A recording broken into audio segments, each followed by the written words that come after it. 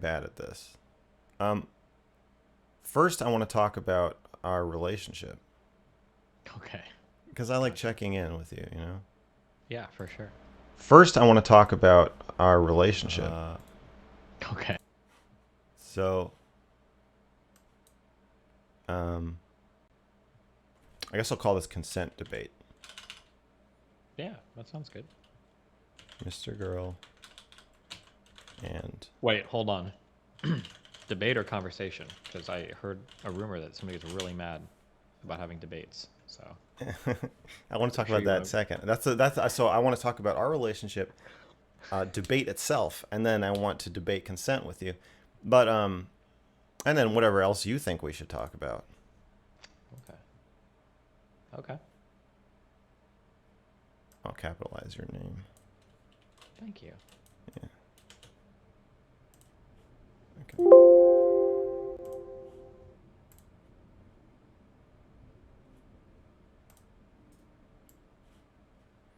Um,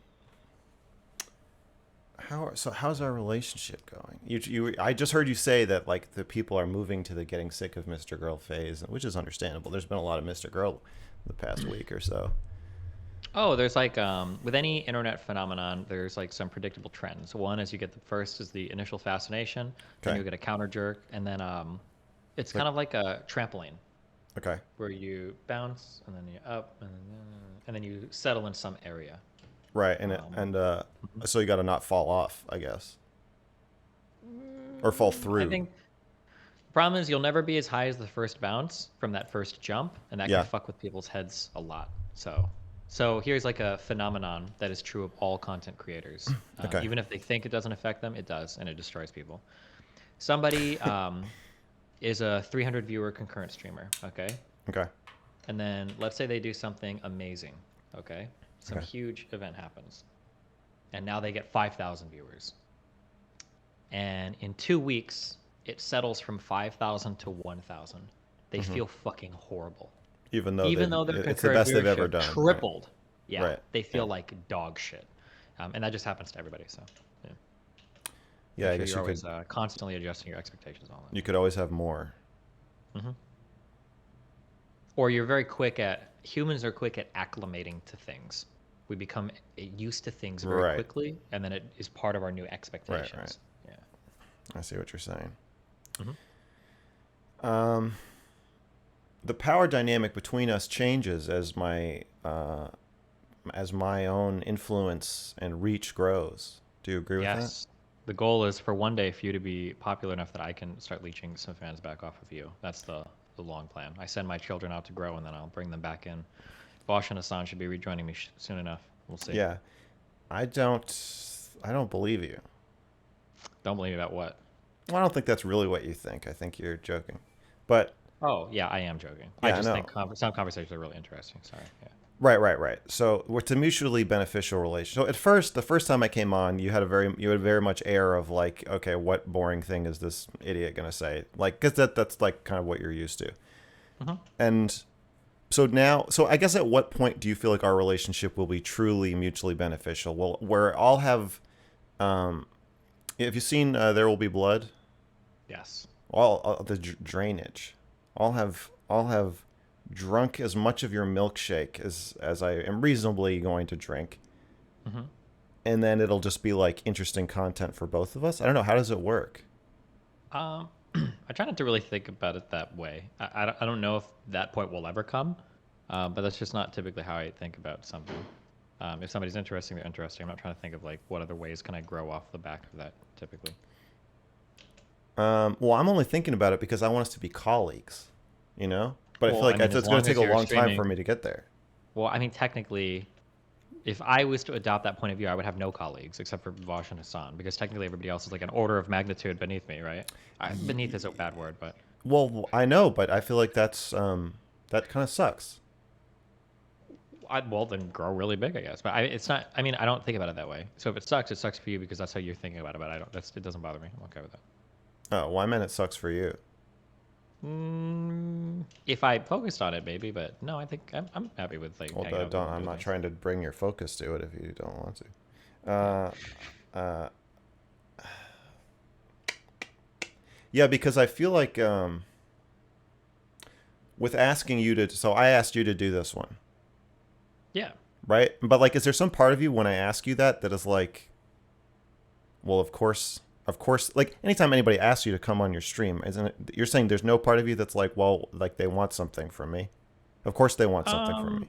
yeah, of course I think about that. But my concern is always just like, do I think it's gonna be interesting? Like every single person that invites me to any panel or interview ever in this space has a huge amount to gain off of me. But I don't like think about it that way. I just think like, am I interested in the topic? Like I got into this stuff because I genuinely love shouting at people, and I'll still do it because I genuinely love. Like it's just I just enjoy doing it. Like there are times when I'm not streaming at night and people will catch me because I'll hear something stupid on a panel and I'll have to jump on and argue with somebody because I like Hmm. doing that. And even without streaming, it's something I enjoy doing. I like it. It's fun for me. Yeah, if you're inviting yourself on the panel, I think that makes more sense because then you're not. There's no way you're going to feel used by that. Yeah, but even if people are using me, it's not something I really care that much about. I don't know.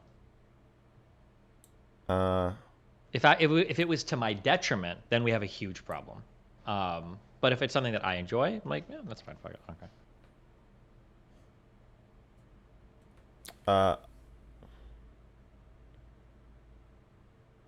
okay, because I feel like if I don't ask you to come on your stream, then that also could make you feel used. I feel like whatever I do, I could make you feel used. Because if I don't ask you, then it's like, oh, you already got the huge boost.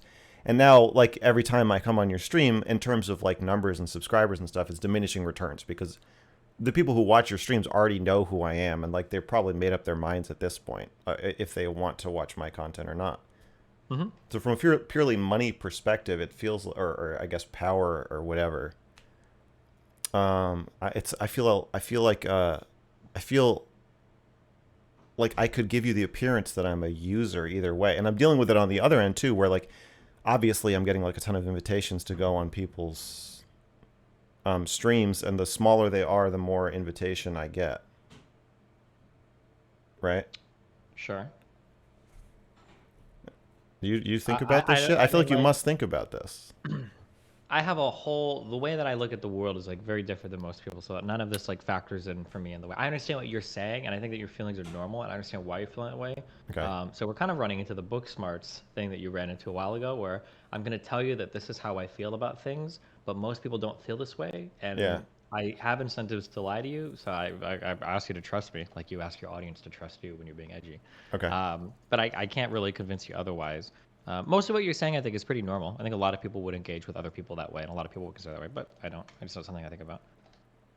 If I did, I think I would have either killed myself or quit this area because I've been like fucked over by so many. It's like a joke how many people have like gotten a huge fucking kick out of me and then like boosted the shit out of them and then never talked to me again once they think they've made it or whatever. Like it happens. So. Okay, But well, it is what it is. you can see why that's concerning to me. That this necessarily, at the moment, built-in a facet of our relationship. If you thought too hard about it, you would kill yourself. You could see why I'm bringing it up. Yeah, but well, I mean, I've been here for like 12 years now. If it was gonna happen, I think it would have already happened. I think I'm Well, I'm okay. not worried about it happening. I'm worried. It feels like the elephant in the room sometimes when I'm talking to you, and I don't. I don't know. Maybe talking about it makes it worse. Yeah, so here's like where this let's pull back and get a little meta for a second. So the Okay. conversation that we're having right now is if you were a different type of person, this would be a really big problem. And I want to have a conversation about how if you were a totally different type of person, this could be a big problem. Because what I'm telling you is I'm not that type of person, so it's not really a problem for me. But then we're still having this insistence on talking as though I were that kind of person. I don't really know how to engage more with the with the subject matter. Well, Um, hey, I can see what you're saying. You don't yeah, have I, to. I agree that your concern is a valid one, and it's one that almost everybody in this space thinks about. But the way that I view things is that as long as it's like a fun conversation for me, I don't care if I'm growing, I don't care if they're growing. Like, I'm not going to give a big Vosh speech about, like, I can't let other people grow off of me, blah, blah, blah. Like, if it's fun for me, I'll do it. Like, I show up on a lot of smaller panels, I talk to a lot of smaller creators, I go to a lot of real life debates because they're fun. Like, it's just all like fun shit for me. I enjoy it. So like even if it was the case that somebody ends up like utilizing my platform and they grow off it, like oh that's fine, okay, as long as I had fun while it was happening, whatever. Okay. Um, I'm gonna think about this. Okay. I'm gonna keep bringing it up. My chat is saying that your mic audio sounds bad, but it doesn't sound Um, bad to me. So I don't know why they're saying that. Is there something I need to do? Let's test. I'm gonna listen to myself speak on your stream. 3, 2, 1. Let's listen. Hold on.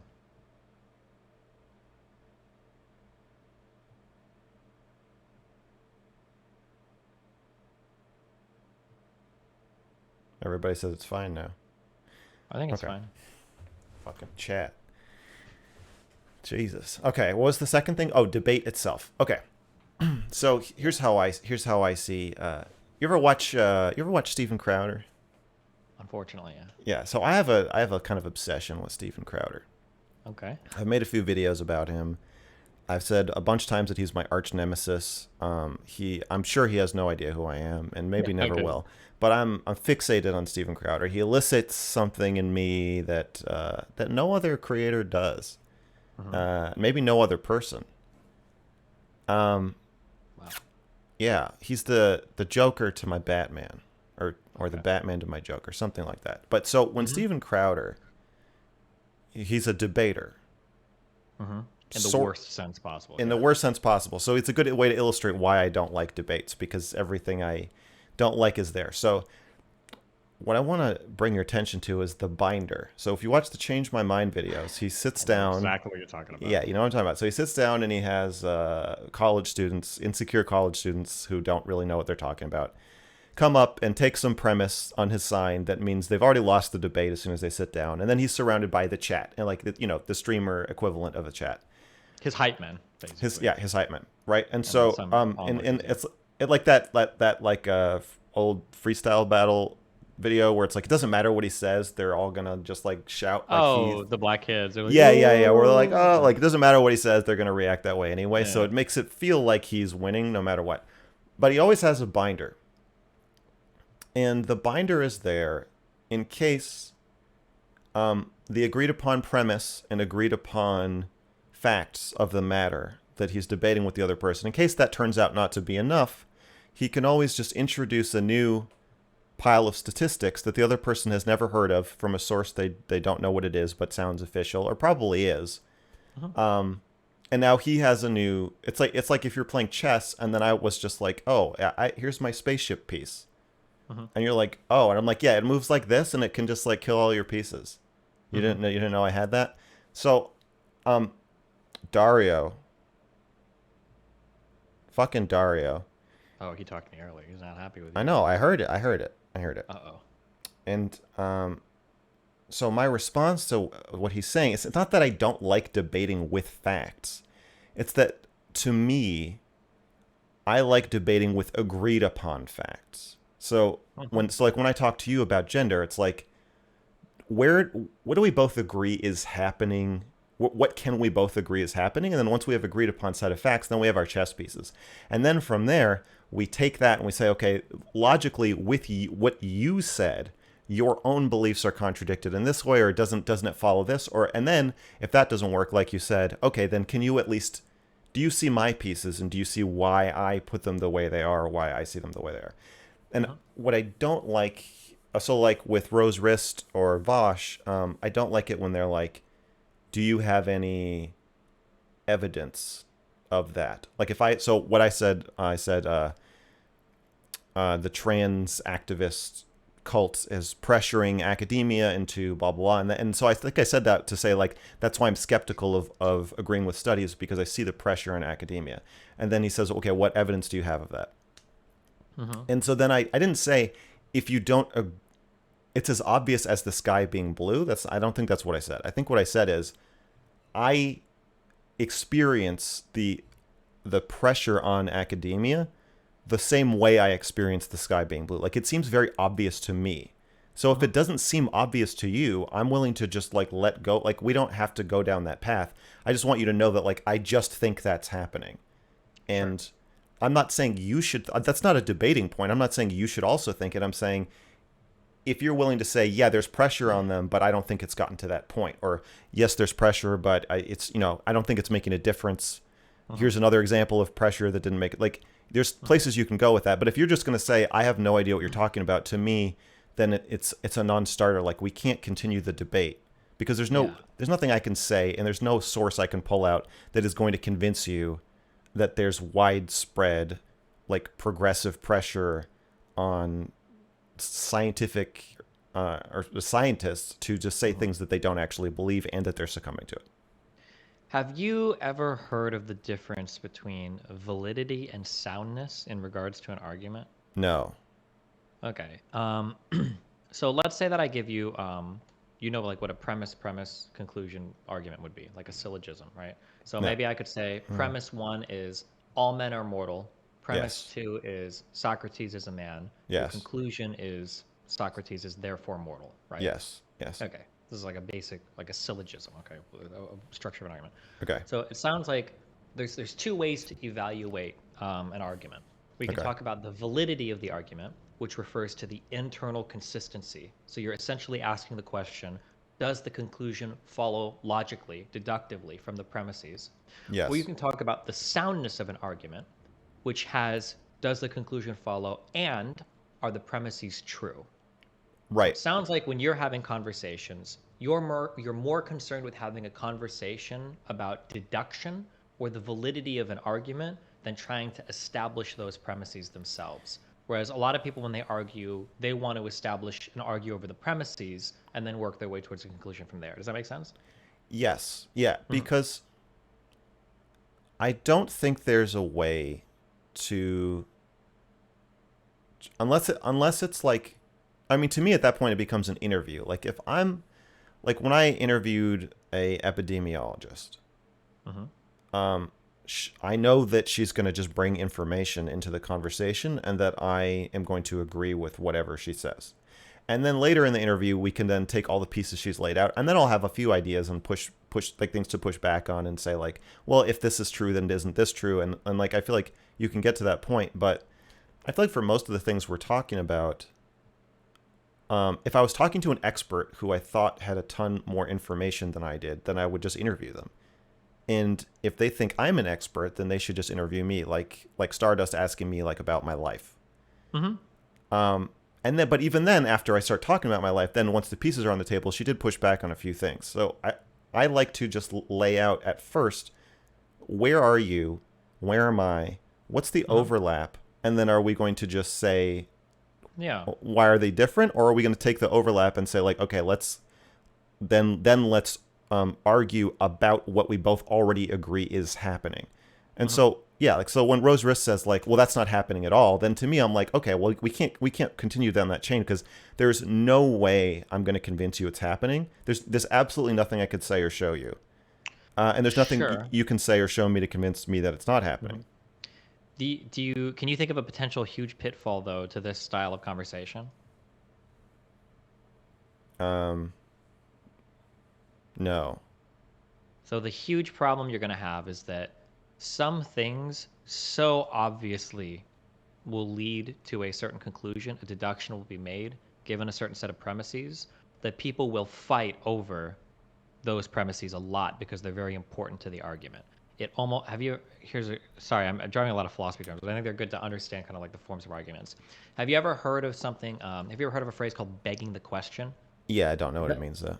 Okay, that's fine. Nobody does because everybody thinks it means raising the question. Right. So begging the question is when I kind of like lay out a few points, and the points themselves essentially give the conclusion, um, more or less. There's not much room for argumentation. So let's bring this to a real world example. Okay, Okay. um, let's say that we want to argue whether or not black people and white people should exist in the same society, right? Yeah. Now, let's say that we have a point of contention over one premise, and that premise is whether or not black people are genetically predisposed to be evil, murderous monsters. Okay?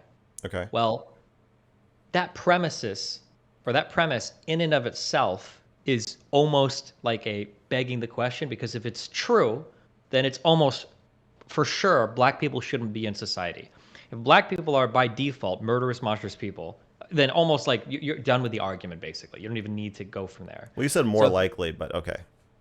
what do you mean more I likely? well, at first you said they're more likely to be murderous people, not Or by they have default. genes that make them something like, or Like we'll say by auto default. I'll say serial killers. sure, auto serial killer. Yeah. Okay. Okay. So if somebody wants to debate you on that argument, it's going to be really hard for you guys to get off of like, well, okay, let's just say for argument's sake that black people are by default murderous, serial killing people. See, Okay, I now think let's people have an should be argument. okay with that. I'm fine with that. If I were debating a Mm-hmm, neo-Nazi who said that, then mm-hmm, I would take it two places. I would say first I would say why do you think that? And mm-hmm, I would just be interested in all the parts of why they believe that mm-hmm, and sort of laying them out and understanding them. And then I think I would lay out my counter arguments of why I don't believe that, but not mm-hmm, in an attempt to knock down this clearly like central pillar of their outlook. mm-hmm. And then I would try to say like, okay, given like in the all auto serial killers one, I think there would not be a lot of room for this. But if they say they're genetically predisposed to be more likely to commit murders or something, then I think Mm-hmm. I would still engage. I would just say like I don't think this, but let's go through it and act like we do think Mm-hmm. it and see if it still makes sense to go where you're going. And I think that that's actually valuable because It uh can be, yeah, but the problem is you're almost for sure going to have a conversation that more or less validates everything that somebody else is saying that you might find like morally abhorrent. I think is the issue yeah, because I don't agree because with we could basically walk through like a whole bunch of these like examples for why they're right or why their point of view is correct or whatever, and they're yeah. probably going to be vindicated in a moral statement. Like, well, I want a society that's safe for my kids. Like, okay, well, if black people are beautiful, yeah, black people will be dangerous for children. Black people will be dangerous for all of these like things that we would say are good societally speaking, right? We can't have parks anymore. We can't go outside anymore. Like, yeah, you're Mhm. right. Yeah, and you basically be saying all of these things. Now, maybe in your mind, you're in this position like, well, of course, it's just starting from an assumption that I disagree with. But the average person is going to hear the conversation and be like, okay, shit, like this guy just is full on like agreeing with a Nazi. And the Nazi is going to feel really vindicated. It's like, oh, this guy agrees with me. I'm like actually really reasonable. Even though that huge fundamental disagreement at the beginning is essentially like doing all of the heavy lifting in this argument. But you see the pitfall of that view in that people with abhorrent or extremely morally or immoral ideas or arguments or goals are not talking to people who will listen to them or understand them or who don't already agree with them. Yeah, I understand that's an issue, but I mean like I think but it's a the bigger issue. it is an issue, but it's going to defend it's going to depend on those initial premises because some premises you're not going to be able to get by. You're going to be fucked. You like I don't agree. I think well that because if we're having a debate on how we should deal with black people in society, and I'm starting from the premise that black people automatically have a set of genes that makes them like orders of magnitude inferior, multiple statistical deviations off from like a white man or a white person. It's going to be almost impossible for you to move me into an area where I don't feel the need to create some sort of like white ethno state. I don't think I need to. I guess I don't think it's my obligation to move you to a place by the end of the conversation that I deem like morally okay. I think I What's your wouldn't try. what's the goal of the conversation then? Yeah, go ahead. I think to one show you that I'm willing to talk to you. Mm-hmm. I think that alone is worth a lot, and get and just kind of look over your ideas and see if there are places where I think the most valuable thing would be like if I actually agree with some of the parts of your premise or Mm-hmm. kind of like various anchors, and then if you look at the rest of mine and see like that they're different, um, I think that could shift you a little bit. I just don't think I would be saying if this person's still a white supremacist by the end of this conversation, then I'll have failed unless I hang up on them and call them a Nazi. Then I'm Yeah, okay. I don't think that's the goal. I agree that's too far, but I would say that your movement in the other direction is equally as far. That it just doesn't accomplish anything. Like if I'm talking to somebody, I'll match on descriptive realities that are real. Because sometimes people won't even do that. I'll make a consensus like, yeah, this is a good observation, or this is true. Okay, even if it sucks for me, it is true. Yeah, But you can't. I don't think you can just agree with every premises because or agree with every premise. Premises isn't a word, right? I keep saying premises. You can't agree with every premise because a lot of these are going to be like it's just going to deductively do all the work for a person's argument that might be abhorrent, and depending on what your goal is, you've basically like validated everything they've said, and there's not really much room to push back on. I agree that the example you're giving does almost entirely close the door. Where if I say, okay, all X people are psycho murderers, so therefore you want to put Mm-hmm. them in jail, like yeah, that makes sense. Mm-hmm. But I also think that it kind of mitigates the problem with that, and that it would be a very short conversation. I mean, I would just say like, Yeah, I and would to say your I'd say I think then we need to have a new conversation maybe about a part of this, or we might have just hit the end. Sure. And then to your credit, not all of these fundamental differences are going to be that extreme, right? Like there might be some that I can work around depending on who I'm talking to. Or there might be some that like if somebody says, well, feminists, women that enter the workforce, they're always going to be a little bit less happy than men. And it's like, I don't know if I agree with that, but okay, let's work from there. What do you want to do anyway, right? Like Right, you right, right. can, yeah, there are some you can work around. It's just going to depend on the nature of the conversation on the topic. It's hard to make a blanket rule for that. Yeah. Okay, premises is like a house, like you're on the premises. Premise, I keep Oh, saying oh, but premises. Sorry, like it's premises. different. It's a different. Yeah, sorry, I'm mind fucking myself. But yeah, okay, go ahead. Yeah. So I just wanted to clear up that my problem with debate in the Rose wrist debate, and again, I like Rose wrist. Hmm. I like him. Uh, is that he wants me to take the binder out, or the appearance of the binder that was not already there on the table. I think that's what bothers me, and Hmm. I would rather see. I think it's much more productive rather than getting bogged down in statistics. Hmm. If we can both agree, or even if you present a statistic and then I say, okay, I believe that, like Hmm. then it's admitted into play. But if I say like, I don't want you to like, I haven't read about this as much as you, and I don't want to just talk about our beliefs where we Hmm. already are and what we already have in our heads. I think it is useful to just, especially with something like gender, which that's a weird one because my argument is that that it is a belief, Sure. that like gender is like a religion. And so it's like arguing with a Christian, and they're like about Christianity, and they're like want to start citing Bible verses, and then it's like that doesn't I don't care, that doesn't matter to me. Hmm. Um, so yeah, it's not that I'm against debate. It's I'm against the agreed upon premise of the debate shifting, or the chess pieces being introduced or taken away in the middle of the debate.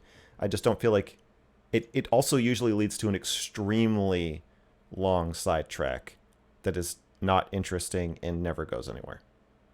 Yeah, I mean, this is just going to come down to what your goal is in a conversation. That's going to be basically what we're arguing over. Okay, so what's If your goal is literally just to like chill with somebody and make them feel comfortable talking about things, then yeah, you can always just outwardly agree with every single premise and never push them on anything. If your goal is to change their mind or to change the mind of an audience or to plant the seeds of change or whatever, like you're going to have different ways to approach a conversation. Like I would never approach a conversation with somebody that I vehemently disagree with over those many premises. I yeah, would never approach that and just like, oh yeah, okay, well let's assume that black people are like murderous people or whatever. Except for maybe for like a fringe hypothetical, I'm probably not going to go down that road. I But think I I maybe have will. a little bit of a different goal. Sure, you might. Okay. I plan to. Okay. Fair. You can Uh, do what you want. yeah, thank you. Mhm. Okay, so for this conversation about consent, so I did you watch the video I sent you? No, I didn't have a chance yet. Big I man's watched too the. busy. You did Big like some 48-minute one, but go ahead. What were you Yeah, I saying? know. So okay, so you understand because I explained that video to her in the other video. Yeah. So I heard some of the stuff you were saying, Mhm. and you disagreed with me Mhm. on some points, and I'm here to show you that you're wrong. No, I like what it. So I want to talk about it because I think it will be uh, a valuable conversation, and I think that we might. I don't know. I guess I just want to see what happens. But I'm coming into it in a more combative stance of like, you said I was wrong Uh huh. in public, Okay. and so Sure. now I'm here. Okay. I do that And a lot. So yeah, go yeah, ahead. you're used to that. So, what about you? Where's your like? I don't think your stance is immoral. I don't have a Okay. really problem with your stance. It's more just like I don't think it's nuanced enough, or I think Mhm. you're um being unfair to my stance. But it's not like I don't feel like I should change your mind. Whereas I feel like your stance, your view of my stance is a little bit more like what you're saying is kind of irresponsible. Yeah. What I would view in a conversation, my goal would be to change your mind. Not that we have two different points of view on something. I would say that your point of view leads to things that I would consider like should be avoided, morally wrong or whatever. So I would hope to change your view on it, basically. Okay, so how do we handle that? This has been coming up a lot for me in the past week, where it's not just that people disagree with me, it's that they think that I am doing evil by saying what I'm thinking. And I don't think you're going to take it to that extent, but how do we handle when you think my stance is evil and I think your stance is just like not as expansive or maybe not as nuanced as I think it should be, but I don't think it's necessarily evil. I think it maybe doesn't serve us as well. Sure. I mean, it happens. I mean, it depends. What do you mean? I mean, What do you how do mean? we What do we handle do that in about the it? conversation? Like Well, in my the goal would be to change your mind. If I don't change your mind, you just don't change your mind. It is what it is, right? I don't know if it approaches or if it changes things much. I mean, you can feel more resentful, I guess, if you think I'm being judgmental or something. But if you wish, yeah, I don't feel resentful. okay, not yet. I just think it makes the. I guess you probably won't fall into this. Well, I don't know. I guess we'll see. But it makes a debate more complicated when one person feels that the other person is going to go out and encourage and or commit rape if they lose the argument. I guess it's kind of like I'm trying to think of a comparison. It's like when somebody is when somebody is like pro-life or anti-abortion, and the other person is like pro-abortion or pro-choice.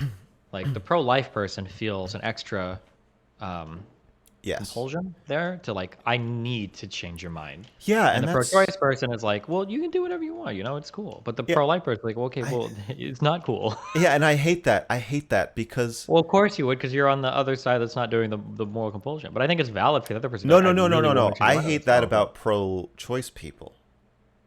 Oh, well, why? Isn't that just what you said? But like you Because I want to think be it those should be people? acknowledged. I think that's what I'm trying to do for you. Like in this case, I Mhm. am the pro-choice person and you're the pro-life person, Yeah. right? Uh-huh. And so I think that the outset of any abortion disagreement, it should be acknowledged that the pro-life people think you're killing a baby. Sure. And like your premise is different, but I think it should be acknowledged like they have a right to be upset if that's what they think is happening. But the conversation always starts with what I do with my body has nothing to do with you. And it's like that is not It's a what they little think. silly. It's Yeah. very silly and it's unfair. And I think that if people could emotionally empathize with what it's like to believe that like half of the country wants to actually murder babies, I feel like the conversation would be a lot more productive. Mm-hmm. For sure. Okay, so I guess so. That's a good first question. How upsetting do you find my stance? I mean, I think it falls in line with like a lot of contemporary cultural thought. So I mean, it's not that upsetting. It's just I disagree with it. Okay, But but you don't feel like I'm killing babies. no, I'm not at that level of anger, I guess. Yeah. Okay, uh, 1 out of 10. What level of anger are you at? Um, I don't know, probably like a 2 or 3 or 4, maybe up to a 4. Okay, I But wouldn't maybe have. if I watched the original video, maybe it would move me a little bit up or down. I don't Yeah, probably up. know. Okay. Okay. Um. All right. So, do you want me who? I feel like you like going second, but do you want to go first? I can do whatever you want. I like the essentially the problem that I had was, and might be a problem we come up to a lot because it seems Okay. like I agree with like 95% of what you say, but then you'll take it one step over what I think is defensible. So Okay. I think that there is a lot of unwritten, non-verbalized negotiation that goes along with consenting to sexual activity. Yes. But when you get to the point where somebody is actually saying no to you, I think that it takes a lot to overcome that. Okay. More than just like a look in the eyes. Okay. So you're saying that mixed messages happen, Mm-hmm. but that a mixed message when the no message is verbal and the yes message is nonverbal, um, should always be a full stop. I think that you err on the side of caution for Or you're two saying it reasons. should take an enormous amount Yeah. of So, like for an example, like there was a okay, I won't say it. There's a girl that I used to date for 4 years, and I had a child with. I won't say who it is, okay? But she has a thing where she would almost sometimes like reject me or say no, but she would always want me to push more, and she would complain about it sometimes the next day, and she would do that a lot. And eventually, I Right. kind of learned like, but that was in the course of like we're in a long-term relationship, and I have a Yes. really good feel for what's going on, Right. and I Well, know she the kind of explicitly person she told is. you. Yes, and I know that if she really didn't want something to happen, that she could beat the shit out of me. Like we're good on that. But on a first time with somebody, there's so much that I don't know that I would always err on the side of caution rather than, I want to find a different word for this conversation because I don't want to taint it a certain way. But like I would err on the side of caution rather than like accidentally rape somebody. Is what I would say. But that's a really loaded phrase, so I'm going. you're already starting on a really bad. I have to change the title of the stream now to to Mr. Girl and Destiny debate accidental rape. Wait, can I have rape in the title of the stream? Probably not. Okay. Okay, I'll just leave it consent then. Never mind. Okay, that's probably good. Yeah. Okay. You're helping me. Okay. Okay, so you acknowledge that any of those times with your ex, hmm despite giving okay, do we agree that somebody being able to beat you up or leave the room or call the police or whatever and not doing that, that doesn't mean that you didn't rape them. Correct. So that can't be the safe word. Yeah, unfortunately, yeah. And you didn't actually have a safe word. I was probably too immature at the time. No, not really. No. Okay. So do we agree that despite her telling you in advance, I hereby consent to all sex, hmm unless I make it really clear somehow, that consent does not actually cover everything. That's why it has to be enthusiastic, continuous, enthusiastic consent. That's why like consent advocates prefer that. Um, sure, maybe. Okay, so there is some chance of accidental rape in what you were doing, but a much, much lower chance than on the first date, like what I did. Yeah, I would agree. So, like Okay. for an example that I've given before for why sometimes verbally checking is good, I'll give an example of me accidentally raping someone. We need a new phrase for this, but No, I it's think that hard to actually was tell. pretty You good. think it's a good one? I think Sometimes so. when you're sexually interacting with somebody for the first time, it's really hard to tell the difference between what feels good and what feels bad, because I think the noises are the exact same. Like, When somebody's like, "Oh, yeah," and like it could be like, "Oh no, why'd you stop?" Or it could right, be like, "Yeah." right. And I remember there was a girl that I was making out with, and I was fingering her for a little bit, and I thought that she was kissing me back, and it was good. I thought she was like kind of into it, and then I kind of there's like feelings that you get like if in the vagina or whatever. And I'm like, okay, I can't tell, and I ended up asking her, I was like, is this okay? Like, do you feel okay? And she's like, no, actually, for like the last 5 minutes, this has been really uncomfortable. And I was like, oh, so then See, I stopped. that's her Um, fault. oh, okay, hold on, chill. That's Um, her fault. kind of, but kind of not. Um, so the difficulty I think in navigating these situations is that there's so much at play emotionally when it comes to a sexual interaction that I don't always think that people are in the right state of mind. And I think that inhibits somebody's ability, almost like a drug, Mm-hmm. to navigate those things in the best manner. Absolutely.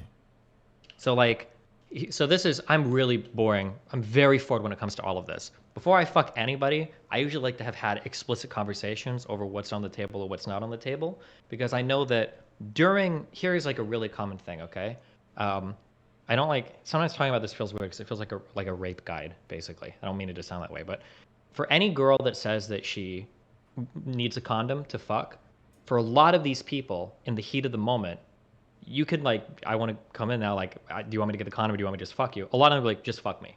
Like a lot of them will do that, even though that's not really what they want. And afterwards, they're going to feel bad about it. And beforehand, they said they didn't want to do it. But in the heat of the moment, you can get people to do a lot of things that they wouldn't necessarily otherwise. And I think that Thank capitalizing you. on that or not being aware of that, I think is a bad thing sometimes, Okay. which is why, yeah. Okay, go ahead. So you're saying a temporary horniness induced inebriation where Sure. people can be talked into things even though they just said they wouldn't want to do it. Yeah, they wouldn't Okay. necessarily, yeah. When you're horny, I think you can get into a lot of dumb shit like that. Yeah. So you're saying a horny woman can't consent I mean, in a I way. wouldn't, You're I saying wouldn't you got make to it. check the temperature before horny and during horny. Compare them. If they're the same, then that's as good Yeah, as I it wouldn't gets. make it that black and white. I'm just saying I would always err on the side of caution here. Yeah. So Well, like I for like a well horny woman can't consent, I would say that like you're unless I know the person really well, I would be really nervous about them introducing new things while they're horny, because I don't know if they feel okay with that or not. right when they're like, just punch me in the fucking face. Okay, so Sure. are you? Do you? Wait, but you're kind of changing the subject when you're talking about advising caution, hmm as if I'm not advising caution. I don't. Are we talking about the advice portion of like how to actually Well, implement our different worldviews? Because I feel like, when I say advising caution, I'm very much in the world of like reading body signals and checking in everything. Whereas you were doing it way past that, where you're like, well, even if she says no, I'm gonna go in because I think I can read past that, which I think is a way bigger step forward than what I'm talking about. it's an advanced maneuver. That is one way to call it. It is a very I mean, advanced it maneuver. worked. Yeah, but I mean, like, so do drugs or suffocation or physical abuse, or there's a lot of things that work, right? No, I mean it worked in the sense that she was like, "That was nice. Let's hang out again. I like you." hmm Blah blah blah. It worked in Yeah, but I think. any measurable sense. It was no different from hmm if that I hadn't done that. Yeah, but I think we have to do this as like a numbers game. Like, Well, I it might okay. work sometimes, but I think we should. I think we should slow down. my bad. I'm Okay, giving the yellow light. gotcha. Okay, I think. understood. We're not Do you want to stopping, talk? but we'll, yeah, chill right here. Okay. Do you want to talk about the practical applications of this, or do you want to get into like definitions of like what is rape, what is consent, how do we know when a rape happened? The what is rape is actually a really boring semantic thing for me. I don't really care that much. It's I think You, that everybody's, especially if you're a teenager and you're getting, I think everybody's raped somebody at one point in time. That might sound really controversial, but like all of the early teenage like messing around is like doing everything you can to convince the girl to fuck you, and oftentimes people are fucking drinking, and there's a what. So like I'm not really as concerned over like what is rape defining. I'm more like what are responsible sexual practices that we can engage in, and then what should we try to avoid. I'm not as concerned about labeling things as like rape or sexual assault. well, It's I just think not when something I'm interested in. I think the my problem with that is I would be interested in getting into that with you, but if you don't want to, Okay, if you want to, sure. I do because I mean what you just suggested to me is that maybe we need a moving definition of rape. So if you have a 50-year-old who's hmm behaving like a 15-year-old, that might be rape. I think that's a really good point that you just raised. Because like a 15-year-old, fumbling around and ripping your bra Yeah. off and blah blah blah. Like, yeah, you're right. It's not that unusual, but a much older person acting like that, then it's like becomes assault. Exactly. The same behavior, right? If you've got a 15-year-old begging another 15-year-old, like they both get drunk, they're underage, like, please, Hmm. can I have sex? Please, can we just do It's this? just Like, let me normal, just do right? this. Kind of, Yeah. yeah, but like a 30-year-old doing that to a 20-year-old, even, this is like really wrong now. Like you're fucking up like really hard. But maybe not actually. What if it's the first time they've ever gotten a girl naked, right? So it's like it's a very hard thing, right? What if it's a 30-year-old virgin and a 20-year-old with lots of experience, and the 30-year-old is pushing for it, and the 20-year-old knows it? Like, it's such a complicated thing. The problem with the word rape is rape brings in with it a lot of moral condemnation, Yes. and we instantly think of in an alley, two guys Yes. violently sexually raping her. That's like the Yes. thought that comes up, rather than I got a girl kind of drunk and we were both underage and I finally got to fuck her, and like you probably shouldn't do that, but you're both teens, you're both dumb. It's not acceptable. You shouldn't do it, but there's a way different level of moral condemnation that should exist there, and people oftentimes lose that. But that's why I'm not too concerned about like arguing over the word itself. We can if you want, but I want to because I'm saying well, rape is on a spectrum. I I'm so glad you said that because I was gonna say, like pedophilia, for me, the point of my consent is complicated video. So this is why I call it consent is complicated. Is that I think all sex involves some element of rape. Okay. That you can look at any sex act and find some element of coercion and or self coercion, so that some part of you is doing something it doesn't want to, or some part of So you this is knows where, the other person yeah, is ambivalent. we're gonna disagree over like what coercion means, I guess, or something. Then, like, what do you mean when you say that? I guess What I this just is mean, this before we start this. I'm making a prediction here. I think that we probably 100% agree on every single thing you're about to say, but I feel like you're about to say it in the most unbelievably edgy way possible, using the worst words possible. So we're gonna argue over it, but we'll see. Okay, let's go. I'm glad you think so highly of me. No, what I mean by coercion is say say that your girlfriend has not given you a blowjob, even though she knows you really like blowjobs. She hasn't given you one in like 2 months. Okay. And she's also been telling you that you should clean out the garage. And then you do it, and then she gives you a blowjob that day. I feel like, for me, if that happened to me, some part of me, I guess that's not a good example of coercion, but some part of me would be feeling like, is this just happening because I cleaned out the garage? And I would feel like that's kind of gross, and like I kind of don't like this, but I do like it, and I'm gonna let it happen anyway, even though some part of me, and I might even say like, hey, can I? This is freaking me out. Are you just doing this? And then but like they don't know, and I just feel like because there's an existing relationship, or say someone you don't know, and then you take them on a date, and then they look at the menu, and you get to the place, and then all the entrees are like $80, and they've never been to a really fancy restaurant before, and then they feel obligated to have sex with you because you just bought them like a $300 dinner or something. Mm-hmm. I feel like that kind of thing could feel coercive to the person, even if it's not intended. Sure.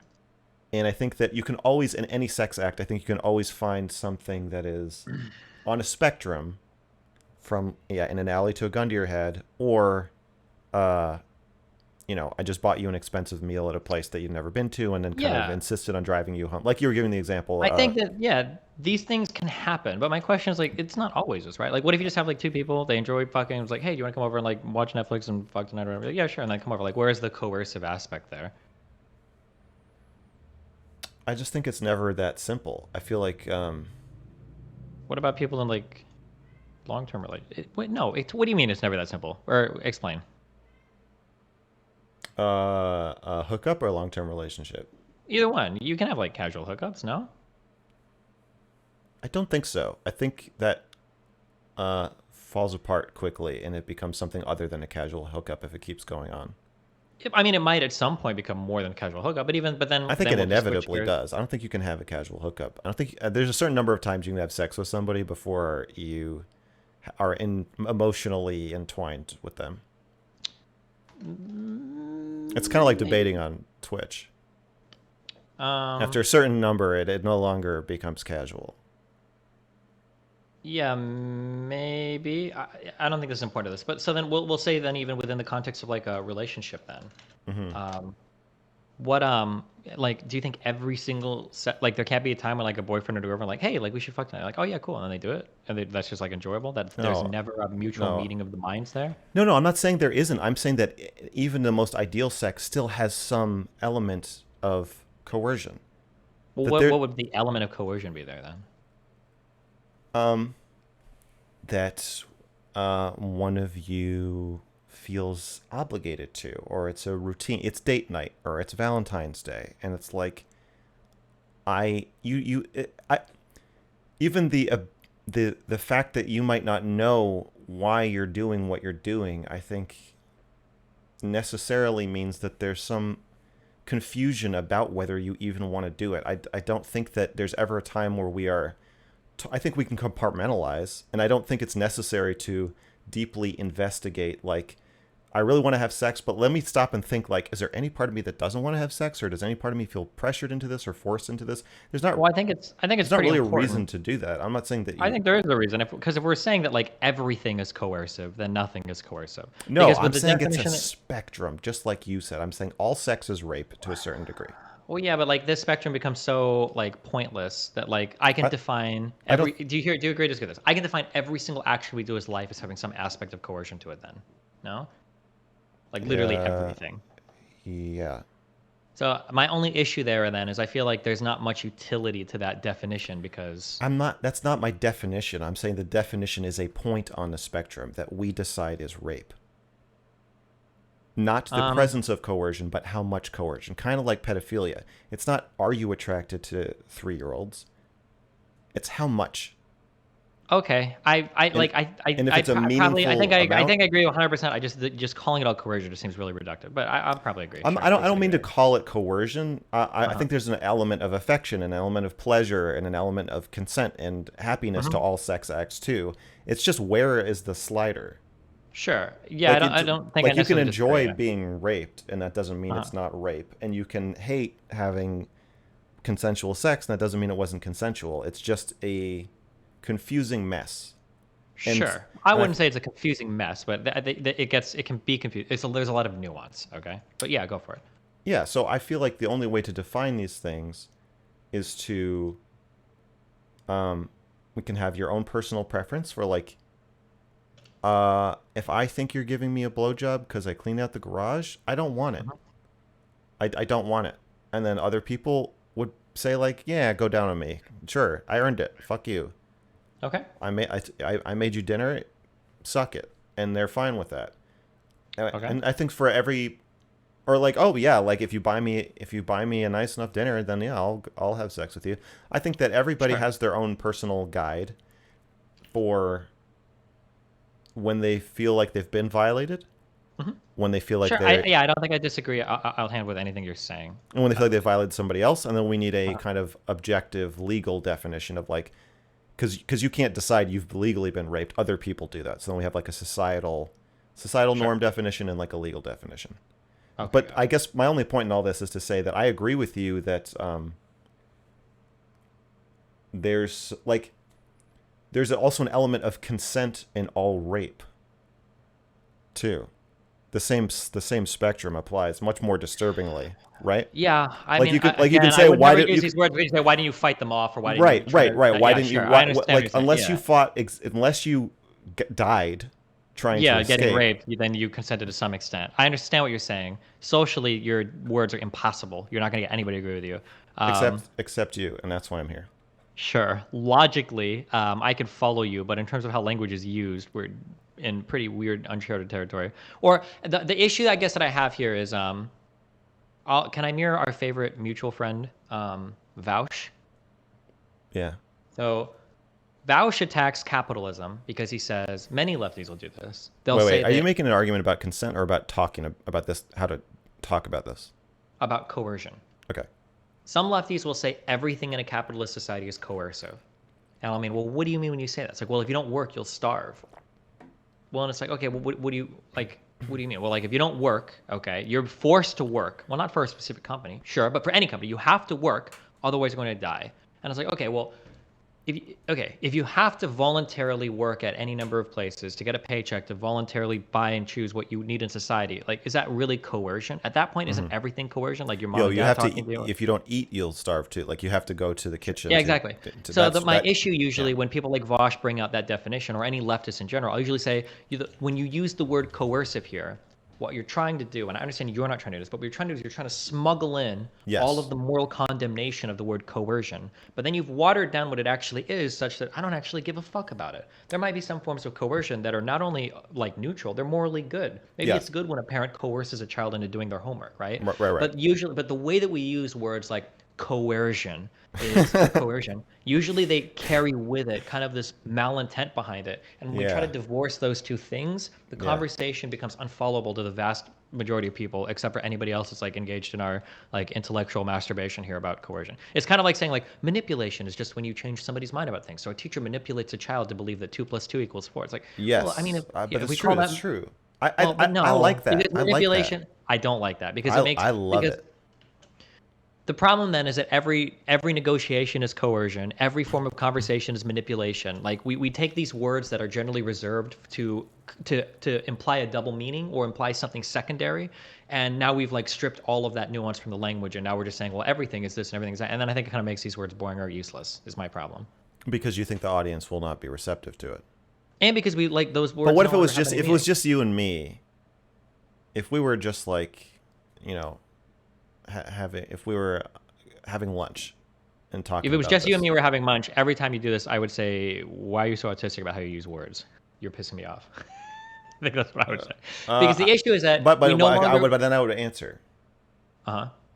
and the answer is I think there are certain ideas and acknowledgments about the nature of sex, Mm-hmm. something that's so nuanced and multifaceted, and like we have so much ambivalence about it that we Mm-hmm. can't get to unless we use words the way that I'm trying to use them, or we write a very long, very, very long academic paper, which I don't want to do. I would just say that you're just completely wrong. I think that we can have words like coercion and manipulate mean the things they do for the reasons they do. And then when we talk about something like sex, it's like consent is very, very, very complicated. See, I I think think that, that I think if you say to somebody, there's some element of consent in all uh-huh. rape.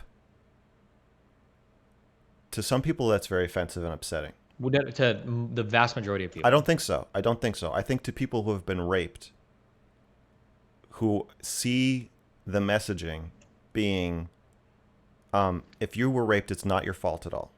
You did Uh-huh. nothing wrong. You are a complete victim. You had But no you're age. saying You, on the other side, you're saying it's kind of your fault because you were raped and you didn't die, right? yeah. So like it's your fault Well, on the let spectrum, me, but let very me. low on the spectrum. You're Yeah. set. Don't set me up. Let me explain, because you know I have to say yes to that, but I don't want Mm-hmm. to. Were you saying I coerced you into that answer? Kind of, because you're saying you're making fun of me for being edgy, but then you're saying Mm-hmm. that I have to say something edgy or I have to pussy out, and you know what I'm gonna Well, do. I'm not trying to make you So say something edgy. I'm just showing you that like or go ahead, finish your thing before you. Yeah. okay, I think that some people who have been raped, especially with the unnuanced way we talk about it, or I would even say a lot of people who have been raped, Mm-hmm. have to compartmentalize their feelings that it was their fault, because other people can't accept that, and they can't handle it, and so I think they end up telling themselves and telling other people, I'm a victim, I'm a survivor, or I'm not, yeah, I'm not even a victim, I'm a survivor. And Mm-hmm. all these euphemisms, and basically taking the part of themselves that knows that they might have been able to stop it and didn't, and just crushing it. And I want to talk about it in a way that tells those people that just because you didn't stop it, that doesn't make it not rape. Just because it was partly your fault, if that's what you believe, that might be true, and that Mm-hmm. doesn't matter. That doesn't make it not rape. It matters. It matters in terms of how you process it and how you think about it.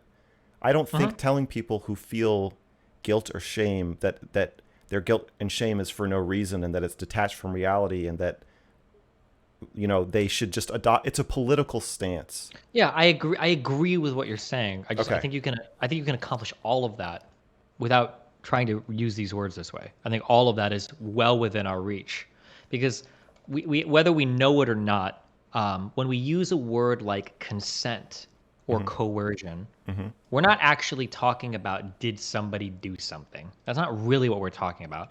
What we're really talking about is we're getting at this idea. It's a more intuitive concept called agency. That's really what we're getting at. Mm-hmm. When you say something like, did you consent to this thing? What we're really asking is, if you were a free agent able to make a decision without any external pressure, would you have made this decision? That's Mm-hmm. really what we're saying when we say consent. I know, but You're using. how do you tell the rape victim Mhm. it was your fault a little bit? How does Yeah, the very emotional. easily. We say things like, "Hey, there are things that we can do in life to try to like avoid risky situations, and these are the ways we take care of ourselves." See, Like we can say that whole statement without ever saying it's a little bit your fault you got I raped. think it's I more think. I think it's better form to bite the bullet there, because if you say it the way you're saying it, I Hmm. think a rape victim will hear that and say, "Wait, are you just saying it's my fault?" And I think at some point you have to just stand for that and say yes. The reason why it gets hard to say, this is turning into a conversation about ethics. The reason why it's hard to say that like it's your fault is because there's another moral agent on the other side of that transaction. There is another like But we've already person. condemned the rapist. That's the Yeah, problem. Is but that but the when we say that victim? like it's your fault or something, we're kind of sort of removing the agency from the rapist, and then Yes, to some yeah, degree, but that's but that's but that's it true. not really, and I think it is. it I think just. it is absolutely true that in the vast majority of rapes, which I believe are relationship rapes and date rapes between people who know each other, Mhm. it is not as simple as 100% or 99% culpability on the aggressor and 0 to 1% culpability on the victim. I think it is much more complicated than that, with a lot I of moving agree. parts, that I think that in Yeah. order to politically process that is very simple. You just say, "Oh, it's the rapist's fault and you did nothing wrong." Mhm. Done. But that leaves the victims with our public dialogue about it. And this is why I made the video, is that our dialogue about it does not have any room for mixed feelings or confusion in victims of rape, or even for talking about rape. And it removes people's inability to even know when they're being raped, because they Sure. might I think don't. like, oh, Yeah. well, I kind of Every do time like you. this. Yeah. Every time you start talking, I agree with every single thing you're saying. I just disagree that we have to relabel the words like this to say these things. Because you were just able to talk all of that without saying like, I need to be able to say it was your fault you got raped a little bit. Like there was like a million other I, ways to I, make that statement. I think that the anger that a rape victim will feel at being told, like, you know what, I have a different framework, that you know, that whole thing of like nothing's your fault and you didn't do anything wrong, and you just have to take your shame and your guilt and just stuff it. I think that a there's going to be a burst of rage when you Well, what tell is the them. shame? Or uh, sorry, uh, sorry, go ahead. I think there's going to be a burst of rage when you tell them, like, actually I have a different framework, and then you go into kind of cleaner, hyper intellectual language to present the new framework. They're going to bring it back to the emotional place. They're going to say, are you saying this is my fault? I think it's better to just head it off and say, I'm saying that to some degree it's your fault. That doesn't mean you weren't raped. Where do you And think all the anger and everything from being raped or whatever comes from? Where do you think a lot of that comes from? the shame or the anger at the rapist. I think there's two. I think you're angry at the rapist, you're Hmm. angry at yourself, you're angry at society, you're angry at your stupid friends downstairs who didn't notice you got taken upstairs, you're angry Hmm. at your parents for not teaching you how to defend yourself, you're angry at your alcoholic father and alcoholic grandfather for passing down this alcoholism Yeah, gene to I you. Like, think there's a million things that sure you could be there angry are, but about. I think one of the big angers that come about from being raped is that you feel like it was your fault. Yeah. I think that's one of the huge parts of being raped, where it's like I think we're gaslighting people by telling them that it's not. but it's not necessarily their fault. To some Like, degree. there's a huge difference between saying like there are steps you can take to mitigate a bad outcome versus this bad outcome is your fault. I know, Like but if I like it's if I not. or go ahead. If someone hates themselves for allowing themselves to get raped, Uh-huh. it's not validating to that feeling if you say there are steps you can take to mitigate a bad outcome. That's an It's not invalidating. validating to say, well, actually, it is your fault. So Of course like, it go ahead is. and To say, well, of course you hate yourself. You let yourself get raped. That's I very don't think so. validating. But what I do you mean by valid? When I say validating, I don't mean validating like it's going to make them feel good. I mean validating like it will give them space and uh, acknowledgement that they can explore their feeling, that their feeling is real, and that it matters, and that they're having it for a reason. That it's not just a delusion of victimhood. It's not just that the evil perpetrator has convinced you it's your fault. It's that we need to redefine rape and fault so that rape includes your agency, so that you can make sense of why you I feel can so bad about sure. yourself. We're okay. We're not going to agree on this, but I understand everything you're saying. I think the reason why we're not going to agree on this is just because, like, the type of language that you're advocating for, socially speaking, we're so far away from any part of this being true. Okay, so That, partly you think that people aren't sophisticated enough to see it the way that I do, and or at I the think very least, like, and we're the way not that there with and the like, way that you do, sure. specifically Like that, people on I Twitch. view the world that way with how you're saying anytime something bad happens to me, I view it through the lens of I fucked up, I shouldn't have trusted I think somebody, or you I need to do you something to get you it. overly That view the world that way. Sure, I view it 100%, but not everybody does, and the emotional needs of other people are vastly different than mine. And I'm positive that if I were to talk to somebody that had experienced sexual assault, and I'm like, listen, it's okay to feel bad. Yeah, it was kind of your fault. Most people would have a dramatically Look, negative I'm not reaction I'm to that. not I'm not I'm not advocating that delivery or Uh-huh. timing that you just did in your example. I'm advocating for, and if somebody's not ready to hear that, then I wouldn't say that to them. Certainly, Uh-huh. I'm not saying we should. I'm not talking about like when someone's telling me about their rape, I don't Uh-huh. talk to them the way I'm talking on a stream, Sure. unless they're telling me about their rape on a stream, but Hmm. not the way I'm talking right now. but I'm saying the message of I mean, or like in practice, maybe even just not saying anything. Just I think that the idea it's not your fault is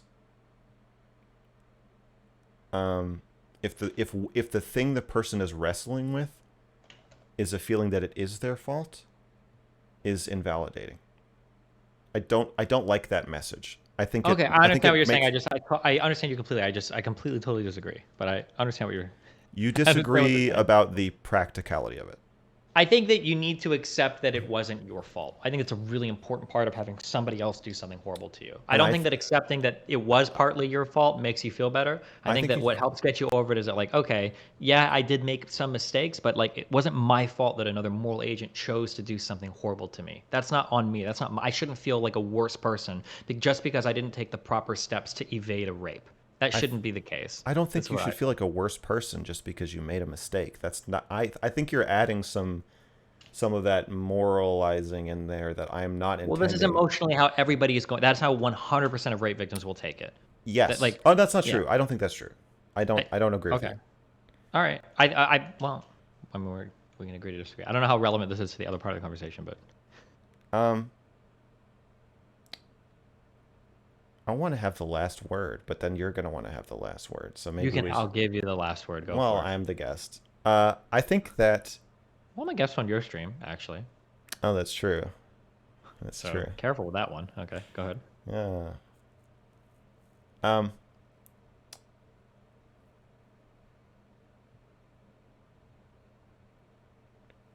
Yeah. I think sometimes when you think I'm being contrarian or edgy, Mm-hmm. I'm trying to fill a void. And if I see so like if I were in a culture or even in a mini culture, if I were like in a like a I was going to say a frat house, but I feel like we are unfair to frat houses. Um They're not the rape factories we make them out to be, right? right, probably not. Okay. Um Okay. so Probably true. let's say an imaginary whatever. What some rapey group of friends, Okay. okay?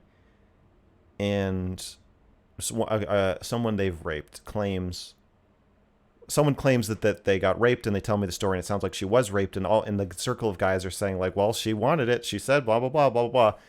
Mm-hmm. I'm not gonna say, well, to some degree she did want it, guys. Like that's like I'm gonna say like, well, it sounds like you actually did rape her.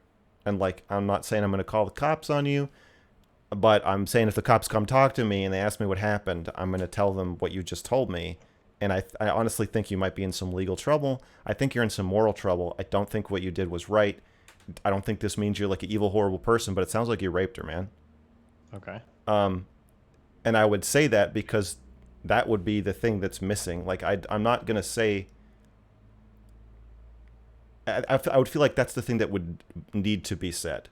And if we were um, in a broader culture, and to some extent we are, where women get raped and then people blame them and say it's their fault. And I understand the pushback message.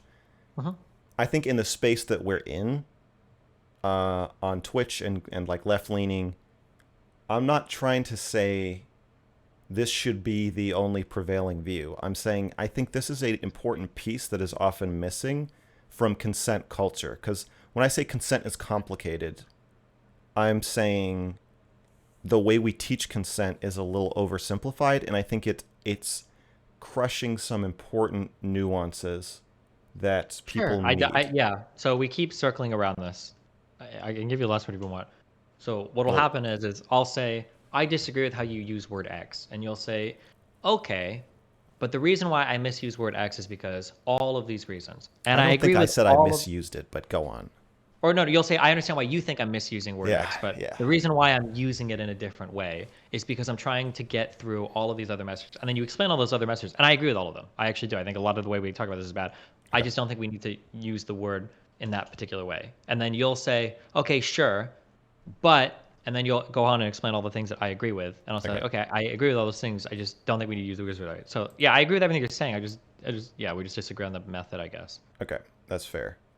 Mhm. Um, okay. So that was like the definition section. Is that the only section though? Maybe. Is it? Uh, You tell me. Have you ever heard this is so random. Somebody might chat title, not stuck in my head. Just a real quick, not related to anything. Have you ever heard the song I Wanna Be Ninja? no. Okay, just never mind, it's just stuck in my head. It's totally not related to any of this. I shouldn't even ask that question. Okay, go ahead. Okay. Practice. Yes. I think that's where this is going, right? Practice. Oh, in practice, yes. Yeah, because we disagree about the practice of talking about this. That's where our The, disagreement is there. We think oh, about it like pretty having these messages yeah, publicly or we whatever. think Yeah. about it pretty similarly, but we talk about it differently, and that's kind of our disagreement. Where I'm like, we should say this, and you're like, no, people aren't going to understand. Like, you're like, I get it, but most people won't, and it's not helpful. Yeah. Yeah, Okay, basically, yeah. okay. In practice, Mm-hmm. you said something. You said something that was interesting, and I think goes Cool. kind of along what we're saying. Okay. In the same stream where you were talking, we were like reacting to me talking about this with that feminist.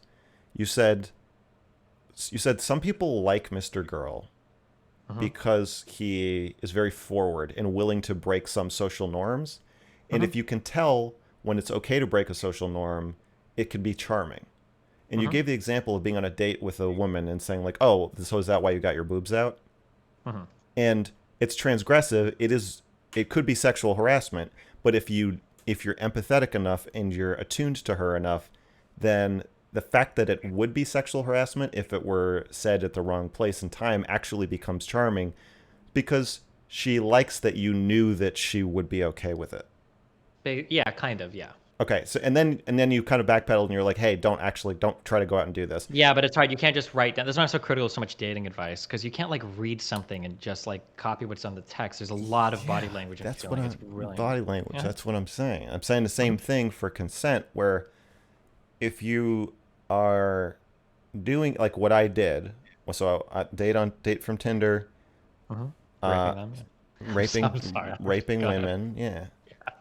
No, go Uh, ahead. if you're on a date from Tinder and she says I'm not ready, but she's Uh huh. on top of you, physiologically feels ready and seems ready and is just holding herself on top of you and you're at the entrance and nothing Mhm. else is happening and she's just staring at you for 5 seconds, giving you Mhm. the look of all looks, and then you push her down. I would say that is a similarly advanced maneuver that unless you are very confident in your ability Mhm. to read people, Mhm. nonverbal communication, and like we had gotten to know each other for a few hours and I kind of did have a sense of like how she thought and how she felt and blah blah blah. Mhm. So I'm not when I say practice, I don't mean like go do that. I don't, and I'm not even saying I should have done it. It's more just like an interesting story because it's technically a rape, even though I don't think I don't think I raped her, and I don't think she thought I raped her. Um, and it's kind of similar to your story, where commenting on a woman's breasts on your first or second date is kind of sexual harassment, but you knew that it wouldn't be received that way, or you guessed, and from all Mhm. outward I signs, it so wasn't received that way. Yeah, so the difference I would say there's two huge problems. So first of all, I would draw a distinction between the other thing and that I'm okay violating some boundaries because they're not that big of a deal. Hmm. Like if I make a joke that makes you uncomfortable, whatever, I live and I learn. But if I fuck you and you're not ready for me to fuck you, I'm not as willing to roll the dice on that one. So I would be hesitant to compare those two. They're similar-ish in how you approach them, but I think some boundaries are okay to break, and some boundaries I think I wouldn't test. I would want to be sure before breaking them. Um, Well, I think so it's like some. yeah, like I might tell an edgy joke about somebody, or I might tell an edgy joke around somebody without 100% knowing okay with it, but I wouldn't joke about like their parents being dead without 1,000,000% knowing first that like this is something they joke about. Sure. There's a difference in degree of severity there. Yeah. I I think Yeah. Go ahead. I think there's some calculus there of you're. I don't think you're okay with commenting on a woman's breasts Like, you were on a date with her, first of all. Like, I don't think you would do that to a cashier at the supermarket. Absolutely not. Almost Right. for So sure. I don't think it's quite true that you're like, well, if I sexually harass somebody, I live and I learn, but if I rape somebody, that's really bad. I think you probably think both are bad. I think you're more referring to a calculus of how bad would it be if I was wrong, and how wrong would I be if I was wrong. And then I do think you're reading the person and getting a gauge of their sense of humor and their attraction to you and their awareness of how they're presenting themselves and everything else that's going into that. Hmm. So I don't believe there is a super fundamental difference. I agree that it's much more important Yeah, to. I think you're restating what I just said with more words, right? There's going to be some advanced calculation that's going on. Like Well, I've no, been you said it was fundamentally different. And so I gave the supermarket example to show you that that's not true. You're not. You said if I accidentally comment on someone's boobs and they're not okay with it, I live and I learn. That's not true. You're only saying that because you were on a date and you knew that the overstep would not be that much of an overstep because you were already 90% of the way there. You just weren't sure if you were okay, 100. sure. The So, okay, so so I don't I'd think say I'm instead just of saying restating what it's you're saying with more words. sure. I'm Instead of restating saying with it's more correct words. sure. Instead of saying that it's fundamentally different, I would say that instead of saying it's fundamentally different, I would say that there's a line that I will draw based on there's a calculation that I'll do um, to see if this is a worthwhile thing or not. But there's going to be like a lot of hard stops here. The only reason why I don't want to just say that it's all the same, although I guess I can, is because it seems like when we do that, all of a sudden we're like saying like, oh, well now you can do well, okay, so you agree that sometimes some things are good and sometimes some things are bad, so like let's try and fuck a few people and see if it's rape or not, right? That's what I'm trying to avoid. But there is yeah, I guess Yeah. yeah. So I guess But like I would never want to accidentally rape a stranger, but I'll roll the dice on like accidentally raping a partner. So like yes. fucking so like Sure. if I was with a first time date and they Yeah. were asleep, I would never just start fucking them Right. because that would be fucked up. But if Right. it's like my wife of like 3 years and she doesn't explicitly say like fuck me when I wake up, but like I wake her up and I start fucking her, like I'll risk that because if it's not okay, like there's very little cost there. She'll just be like, oh, I'm not in the mood right now or something. I'm like, oh, okay, never mind, and I'll stop. Right. Yeah. Okay. So Okay. So I okay. think. So maybe there's not a fundamental disagreement. Maybe there, but there is like there are hard lines for how far I'd be willing to go with some things that make them vastly different. Or there's hard lines. There's hard lines. Yeah. But they're drawn on a spectrum by you. So I think that like anytime you like I've gotten into arguments about this with people who say even before I kiss my partner, I ask them every time. That's cringe. Yeah. Nobody Right. should do I'm that. like yeah, if Shaylin comes up behind me and sticks her finger in my butt, like I'm not it's right, that's just part of relationships is being more transgressive of boundaries and like that's kind of fun. And then sometimes it doesn't work out and you're like, "Hey, actually don't do that." But then I you're would say it's not being less transgressive of boundaries. Now I'll correct your imprecise words. I would say that mm, it's you have a better understanding of where the boundaries are, because there are probably still some boundaries that you have that just because she's your fucking girlfriend doesn't makes it okay for them to break. Like, do you know what sounding mhm. is? Yeah, and that's a boundary. So yeah, my That's a guess would be hard that limit. whether it's your girlfriend or a stranger, if Same somebody shoved something, a rod down your urethra, you might even be more mad if your girlfriend broke it. You'd be like, what the probably because fuck? I would assume that she knew not to do Would that. know your boundary. Yeah. Right. So yeah. Okay. Yes, you know where the boundaries are so you can go closer to them if you know the Sure. person better. Yeah, because you know where the yeah. Um, okay, so when someone states a boundary about sex, Hmm. that's not their actual boundary. They have a. I guess. Wait, okay, wait, we got. Okay, I'm gonna define like 20 fucking things. When they state a boundary about sex, that's not their actual boundary. But what we really mean to say is a stated boundary about sex. There is no one boundary. My boundary It's a about sex with my range. wife is way Boundaries different is than the boundary of sex with my no no parents, no. which is way different than the boundary of sex with the person. Right? They're all different Well, boundaries, right? that's odd. It's I would say every boundary is even within one moment Hmm. is a spectrum. Even so, if Sure. you're saying yes to something, but it could be a soft yes, it could be a definitely, it could be maybe, it could be I have mixed feelings, and if you say no to something, it might not actually mean no. Like in the case of the Tinder woman, I may or may not have sexually assaulted, or maybe it was a no and I raped her. Like I we she said yes and no at the same time was my perception, and then after that it was all yes. Um. So even with your hard limits, I feel like part of the point of my video is just because someone says yes, that doesn't mean there's no rape, right? Like you Yeah, can. I agree with that 1,000,000%, which is why I don't like the idea of people saying they need to like verbally check in all the time, because you're missing a lot of what's going on during a sexual interaction. It's not just about verbally checking in. There's more that goes into that to make sure the other person is okay. Yes, but you're saying that for safety's sake, you give a verbal no much more weight than a A nonverbal verbal no is a yes. big, yeah, because my general feeling is that verbally, to give a verbal no, my assumptions about people is that people are generally non-confrontational. That's the default for almost every person. Confrontation Yes. is very difficult for most people. Right. So if somebody is actually they're going to go far enough to give me a verbal no. That took a lot for them to do. So I'm going to, even if they're playing games or whatever, they don't know whatever, I'm just going to respect that. Because like, okay, well, fuck, like maybe, yeah. And then I'll either wait or we'll chill or we'll figure something out later, I guess. Because it seems like that's a hard boundary, or that's a hard hurdle to overcome. And if It's they're also the willing to only overcome it, legal, I don't care really. about legal. Fine, we're boring. That's boring. We're not talking about legal shit right now. Well, you care in the moment. No, I don't. It's not what I think about. You're saying you have no awareness or thought about the fact that if someone says stop and you don't stop, you could go to jail for like 20 years. No, I've never thought about that before. No, but we might just engage with it a little bit differently. Well, even if you're thinking about it, you're aware that men with guns can come to your house and put you in a cell for 20 I've years. never. You I'm not you trying are to you. high road you morally or anything, but that's just I never think about that. No, I've I'm not saying never you like. think about it. I'm saying you are aware of this fact. Yeah, but not during the moment. It's not. I'm not saying I've you're never. thinking about it during the moment. I'm saying you do know Are you this. asking me if I know that people go to jail for raping people? I know that. Yes, Okay, but I do know that. you're Yeah. claiming that this has no effect on your behavior or your. Exactly. Not on him. I'm never thinking like, well, legally, what can I get in trouble for? How much can I rape this person before there's Well, I jail? think Is we there all evidence? Are want they to. recording video? Like, I can't come inside her because I don't want to do a rape kit. Like, I need to slow down her, trip to the police station. Like, I've never thought about it from a legal perspective ever. No, Are you implying that I think about it the way you just I described? never said that. I never. Now you put So that in you're people's assuming we minds. both You don't said think it. about. You're saying we both don't think those thoughts, but you're just letting me know that especially you don't think them. Especially me. Yeah. Okay. Okay. I don't know what you think. That's up for you to spell out here, but Yeah.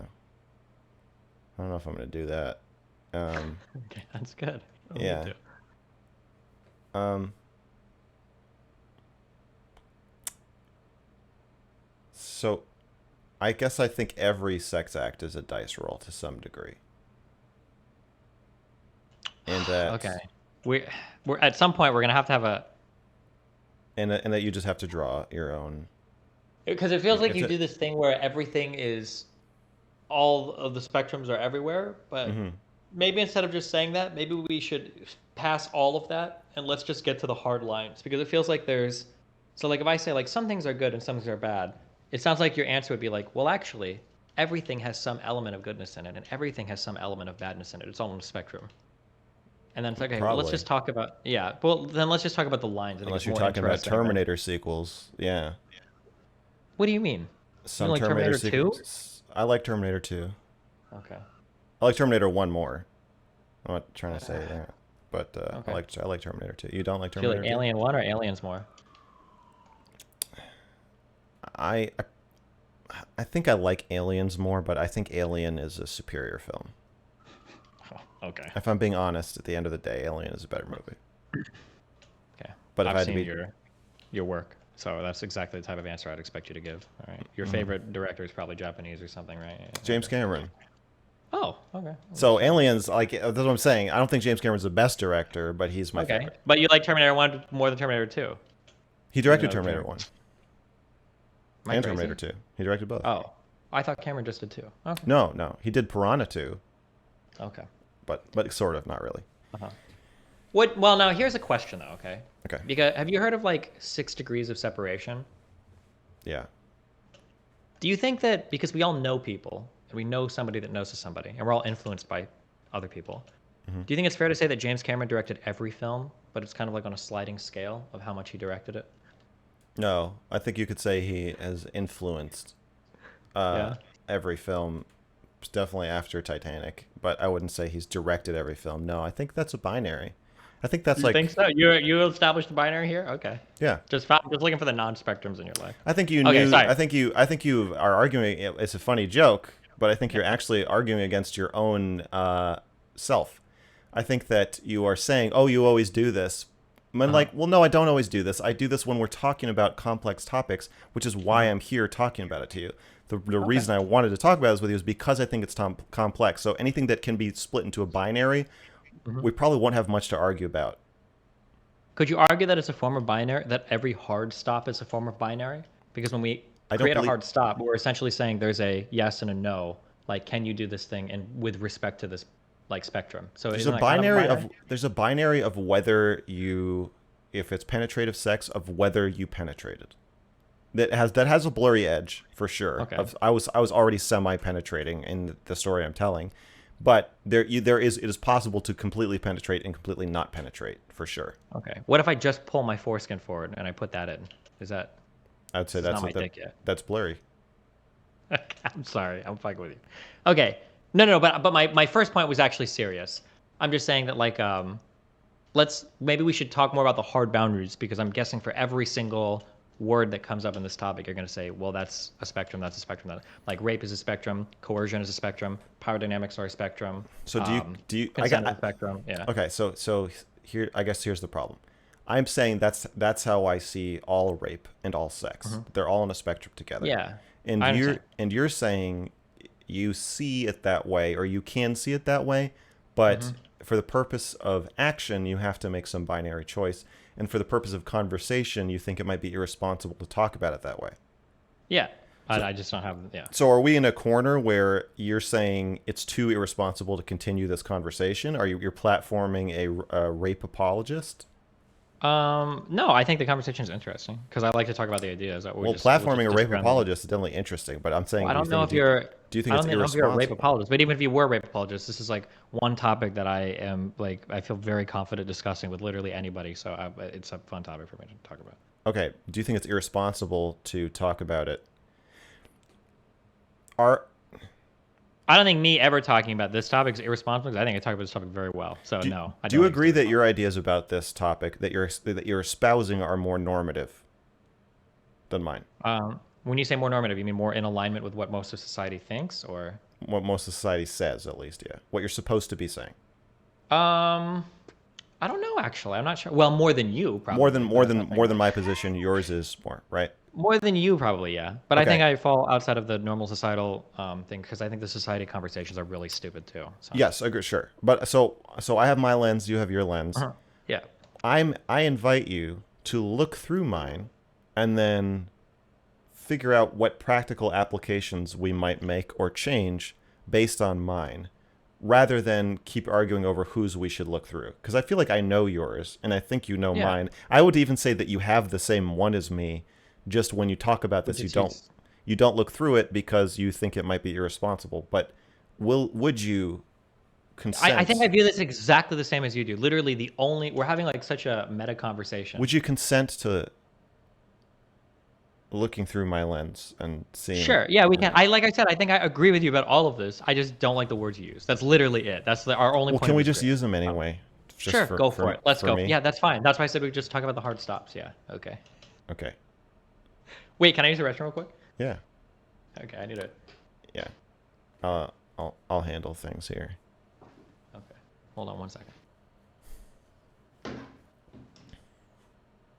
I should open your chat so I can get a sense of what's going on. He's gonna go take a nap. uh, He's gonna go take a. Oh yeah. Okay. Let's see what Destiny's chat's doing. I do not consent. Stairs to me. Nice. Giga Chad. Pee poo poo poo. We don't consent. Don't look at me. Oh, I'm looking at you. Specifically. Especially. Talk to us. Okay, his chat is on his. Oh yeah. I'm sorry. I'm looking at the Twitch chat. His Twitch chat. He's got multiple chats.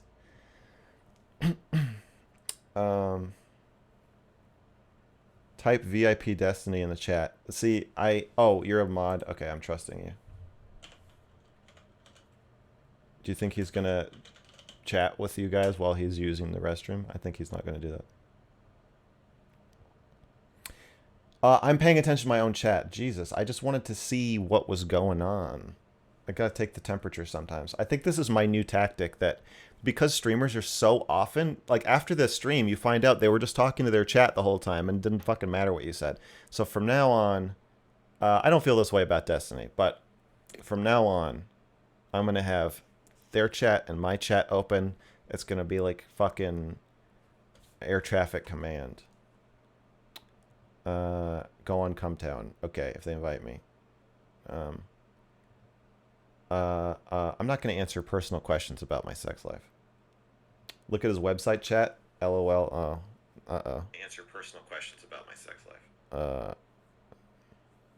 Let's see. You see when Destiny said this is getting weird, guys? Oh, did he say that in my chat? Man, this conversation is getting weird. No, I didn't see that. That's funny. See, I try not to get distracted from chat, especially like he talks really fast, so like I can't, there's no pauses but I appreciate that he said that. That's pretty good. That's pretty good. Fucking book smarts. All right. I'm in the DGG chat. Book fucker. He doesn't know I live in his. Oh my god! Look at that! Look at how fast you guys are talking. I can't. It's That's the other thing. Like trying to keep tabs on this shit. It's like it's like Professor X in the room where like all the thoughts invade his brain and make him cry and make him like really sad. This is crazy. Holy shit! Oh, you muted. Somebody got muted due to spam detection. What does it matter? It's an unending flood of wait, what's it called? Cerebro. Yeah. All right, yeah. Okay, back to my chat. Did you watch Matrix 4? Yeah, I watched Matrix 4. I was shocked. I saw the Red Letter Media review where they mentioned that it was the most expensive of all the Matrix movies, which I find shocking. It just felt like the vision wasn't there. I don't know what happened. Because all the other Matrix movies have shots that stick in your mind forever. Like Trinity seeing the sun for the first time, or the bus is crashing, or the cake orgasm. We can't forget the cake orgasm. Like the 2 and 3. 1 obviously has all the ones that we all know. And then like the only things I remember in Matrix 4 are the things I remember because I was so shocked that they like didn't look like fucking. I feel like the Wachowskis, or Lana Wachowski, I assume as half of them, they're so visionary. Like it seems from watching all of their movies. Actually, there's a couple I haven't seen, but all the ones I've seen, it seems like coming up with unforgettable images is like something they really specialize in, more than they specialize in coming up with like a plot. So I don't understand that. And then yeah, like the meta shit, it was funny, but I wasn't a big fan. Oh shit, he's back. What are you complaining about? Matrix 4. Wait, what for? The Matrix. Oh. Oh, did you watch it? Did you like it? I watched it. I didn't like it. Wow. I was shocked Red Letter Media said that it was the most expensive of all the Matrix movies. That it had a budget of like $200 million, which was the only things I was willing to forgive were because I thought it was like low budget. But finding that out, I was like, okay, I don't understand what happened here. Wait, okay, this is a really important question. This Yeah. might be a deal breaker. Okay. Big one. Yeah. How'd you feel about Dune? Dune felt like a episode of a TV show. Like that didn't feel like a movie. It just felt like a continuous string of events that then just stopped because they were like, well, movies are about 2.5 hours long, and that's where we are, so this movie's over. See you in a few years. So I didn't like that, but I really liked the director, and the music was great.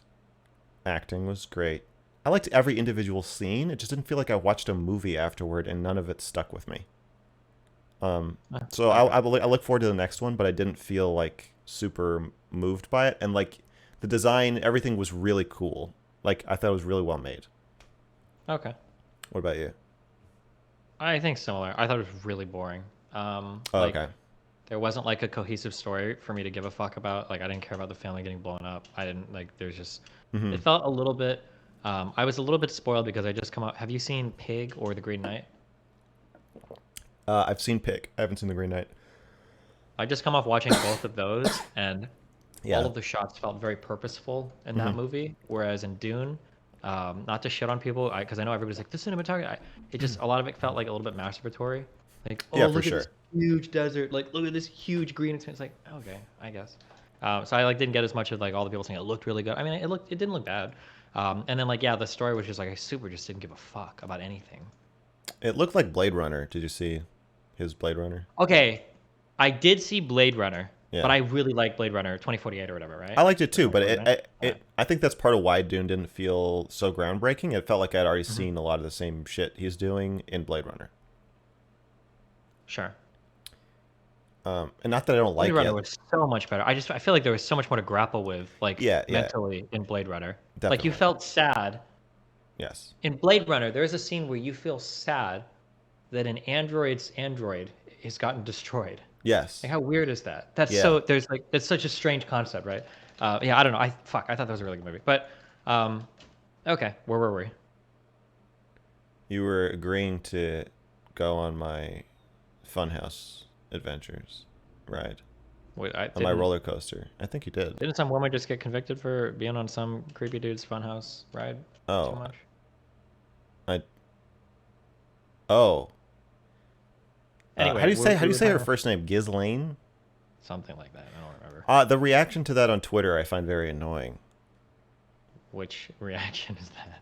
The reaction of like cheering like youth, months of people saying like, "Oh, they're distracting us from the trial with Omicron," and then Uh-huh. why aren't they showing us the trial? And then being like, "Oh, I guess she got convicted of everything, so I didn't have to watch the trial, and I don't give a shit anymore." But thank God she was convicted because I thought she was. It's like it seemed like the evidence against her was overwhelming. So my Mm-hmm. experience was like, she's obviously a sex trafficker, and Mm-hmm. she's obviously going to get convicted, and then she did. Mm-hmm. And I don't understand. It ain't like fucking Derek Chauvin. Like it just was like seemed or Kyle Rittenhouse. I Yeah, I the understand what you're saying. conspiracy theories annoy me. Yeah, something, and I haven't dug on enough to responsibly comment, but it does feel a little bit stupid that like people are basically trying to say like any person that knew Yes, Epstein is yes, 100% a child rapist. right. And like Like Prince Harry, child rape. Well, that might not be the best example because I think there might have been some weird things made, but like Bill Clinton, Trump, sure. every single person that like was associated with like, a fucking rape is like, okay, really? I mean Like we're gonna need, I need some evidence of it. Yeah. these people know hundreds of thousands of people, Yeah, and they're billionaires. and they're billionaires. That's a They pretty all know each exclusive. other. Yeah. Yeah. So like for sure, billionaires are. It's much easier to sex traffic if you're a billionaire. I will Mhm. give you that, but that doesn't mean that they're all doing it. And just because they know Yeah. someone who did, yeah, it's stupid. Oh, Prince Andrew, not Prince Harry. I'm sorry, I fucked that up. But yeah, yeah. So that's kind of annoying. But Yeah. okay. So Where we yeah, at? you had just consented to use my dirty language to talk about practical applications of what if every sex is a little bit rape, and what if every rape is a little Sure. bit sex, Where do we draw the boundary? or how do you navigate that as a Hmm. individual? I think rape laws are fine where they are. I don't have any problem with that. I'm not aware of any serious flaws in how we prosecute rapes other that they're underreported. Sure. Um, so let's give some advice, Okay. right? Because we've got some less experienced folks watching, Okay. right? Sure. Yeah. So using advice with an asterisk that we're using my worldview, how would you talk to somebody who, well, imagine me, okay, imagine you're giving me advice, but and I have the same kind of what you say is autistic worldview or way of expressing things or hearing things, and I'm 18 and I'm like, Steven, I'm going to college, I think I might have sex, what do you do? Like, how do I know? How do I don't how do I hand or I'm a girl and I'm how do I handle like boys are starting to pay attention to me more Mhm. and like blah blah blah. I can't hide from them anymore. They're coming after me. I kind of like some of them. I don't know. Like how what's like the most nuanced spectrumy way to like talk about that, to give advice about that through that lens rather than just like no means no, enthusiastic, you know, continuous enthusiastic consent, the kind of talking points that we hear that college campuses cover their asses with in Mhm. high schools. If you were to give a more nuanced version, what would it be? I mean, like, I think it's good that when you are engaging with a person, you should make sure they want to have sex, that they want to fuck you. I think that like starting from a position of like make sure that because there's two ways that we can kind of approach sex. One is that we're kind of like trying to trick the other person into fucking us, and the other in that we're trying to engage with somebody in a way that they like find genuinely enjoyable. Like trying to score. Yeah. Okay. So like when you view sex as like something that you're trying to get from somebody rather than something that you're trying to enjoy from somebody, when you reframe it that way, I think that the I think that your entire perspective on it will change a little bit. Like when you're trying to play a game with a friend, Mm-hmm.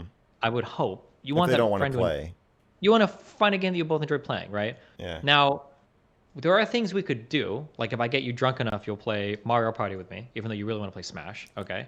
I'll play Or either I could one with like you. sure. Or I could like swap the discs out and you didn't Yeah, know and then until I'm the like, well, last I guess minute. so. We're already playing. We might Yeah, as we're already well. playing, so I might as well finish, right? Yeah. Or yeah, like there are ways that we can do it, but like in most events, we don't want to do that. We want the other person to like be having fun playing the game that we're playing, right? You're It feels comparing like playing Mario Party to stealthing.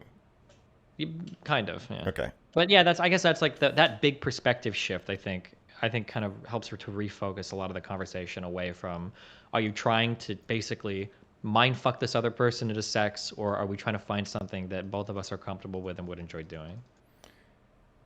Uh, when people haven't had a lot of sex, they can get nervous and Mm-hmm. be scared to do it, even if they want to, even Mm-hmm. terrified.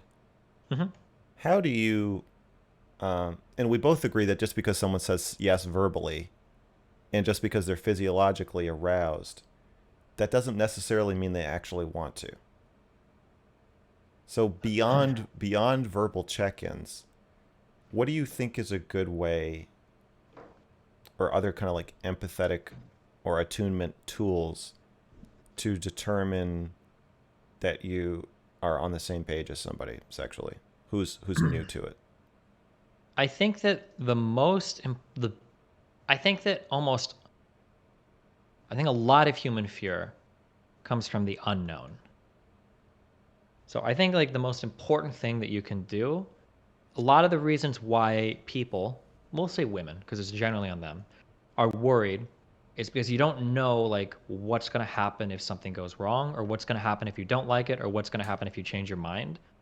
And I think that making sure that the person with you, this is like, now how you do this, I guess there's other ways you can do this, but like this is the goal, right? If I'm engaged with somebody in a sexual interaction, I want that person to feel like at any point they can be like, "Hey, I'm not comfortable with this. Can you get me like a glass of water? I need like a second to myself."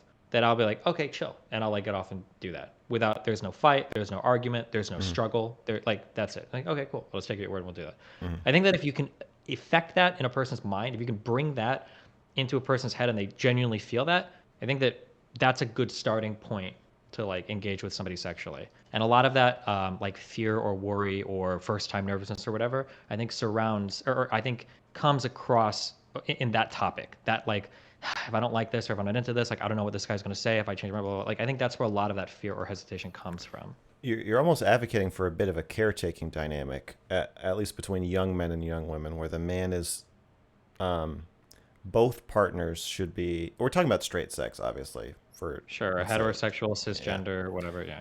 yeah, white. No.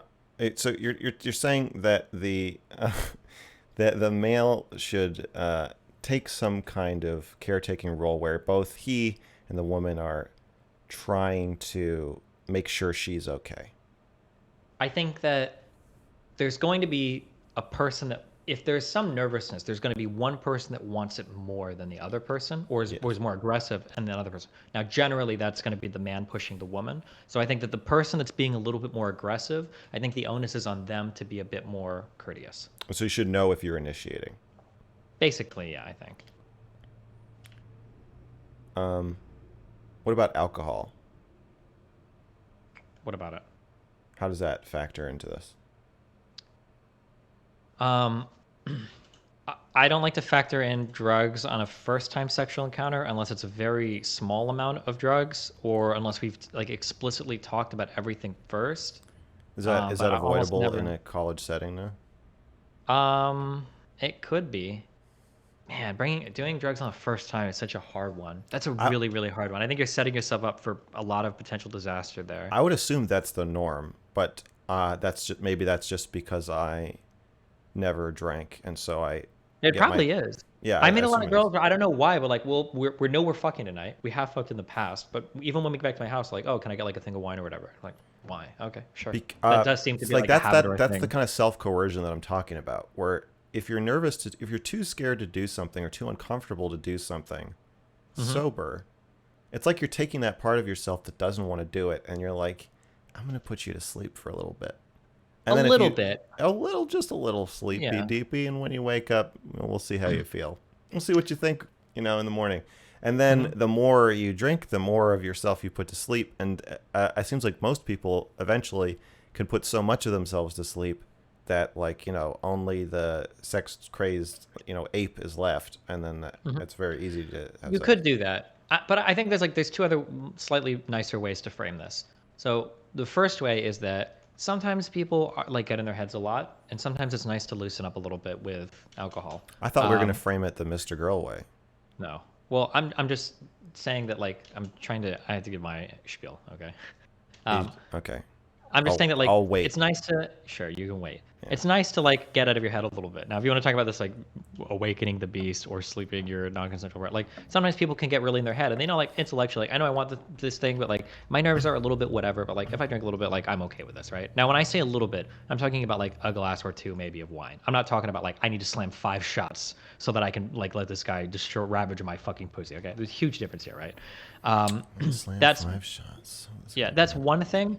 And then yeah, well, we'll say that. There's a weird like physiological thing. Like if you're a woman, sometimes like loosening up a little bit can have like a very real actual like physiological benefit. Literal loosening up. Literal loosening up. Yeah, because if you're nervous, there's something weird that happens. This happens to men and women in different ways. If you're a woman, if you get nervous, you will clench up a little bit, and then you could like tear or like you just can't get in, and then you get even more nervous, and it gets worse and worse, and then you start to dry up, and everything is fucked. With a guy, it's like you get nervous, you lose a little bit of rigidity in your boner, you realize you've lost some rigidity, and then it gets worse and worse, and now you've got like fucking ED, and you're like, I fucked, I can't do anything. So like I think that people can use like drugs to relax them a little bit, and that's okay. Yeah. But it increases the rape percentage. But by definition. By some non-0% sure, but if we do it responsibly, hopefully this is an arbitrarily small percent. So what are you advocating for on the first sexual encounter? It sounds like you said no, and now you're saying you can understand it. I said I generally avoid drugs, but if somebody wants to have like a couple drinks, it's not the worst thing in the world. But like almost all of my sexual encounters, we're talking a lot before anything happens to make sure we're like what page we're on, Do you basically. think college students should do that? I do, yeah. I think it makes everything way easier, way better. It's just like if I go to fuck somebody, I already know everything they're into, what they want to do, like everything is so easy, and then I can just enjoy the act, and I don't have to like think so much about like figuring out what they're blah blah blah blah blah. I th- I think that more straightforward approach is nice, but I find that gets easier with age. Young people, it's much more easy to have sex than it is to talk about it when you're young, which is um, weird. I don't think that should be true, absolutely, yeah, but for it sure. seems to be the case. It could be actually it could be the case. I've had so many bad experiences with people that are my age. I don't want to attribute anything to fucking age anymore. But maybe as a general rule of thumb, it might be true. Yeah.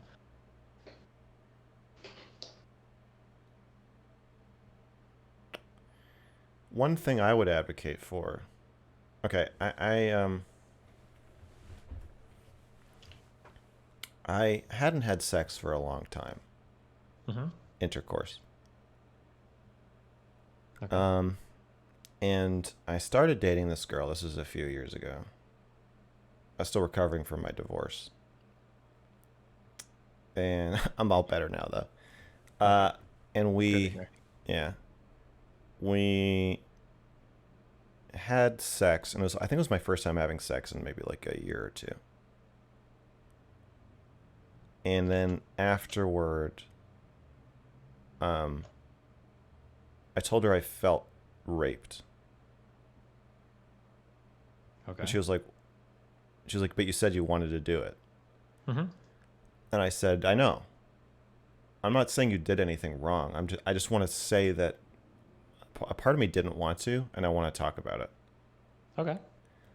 And she said, yeah, but what do you mean you feel raped? Why would you feel raped? And I was like, well, that's what I'm trying to tell you. And she said, well, I didn't do anything. Mm-hmm. And I said, okay, so are you saying you're not willing to talk about this? Like, I still feel it. Like, it's just a feeling. I'm not accusing you of anything. I want to talk about my feelings. And I Okay. feel like violated. Because I don't think I was actually ready to do that. And Okay. you kind of talked me into it. Okay. And she said,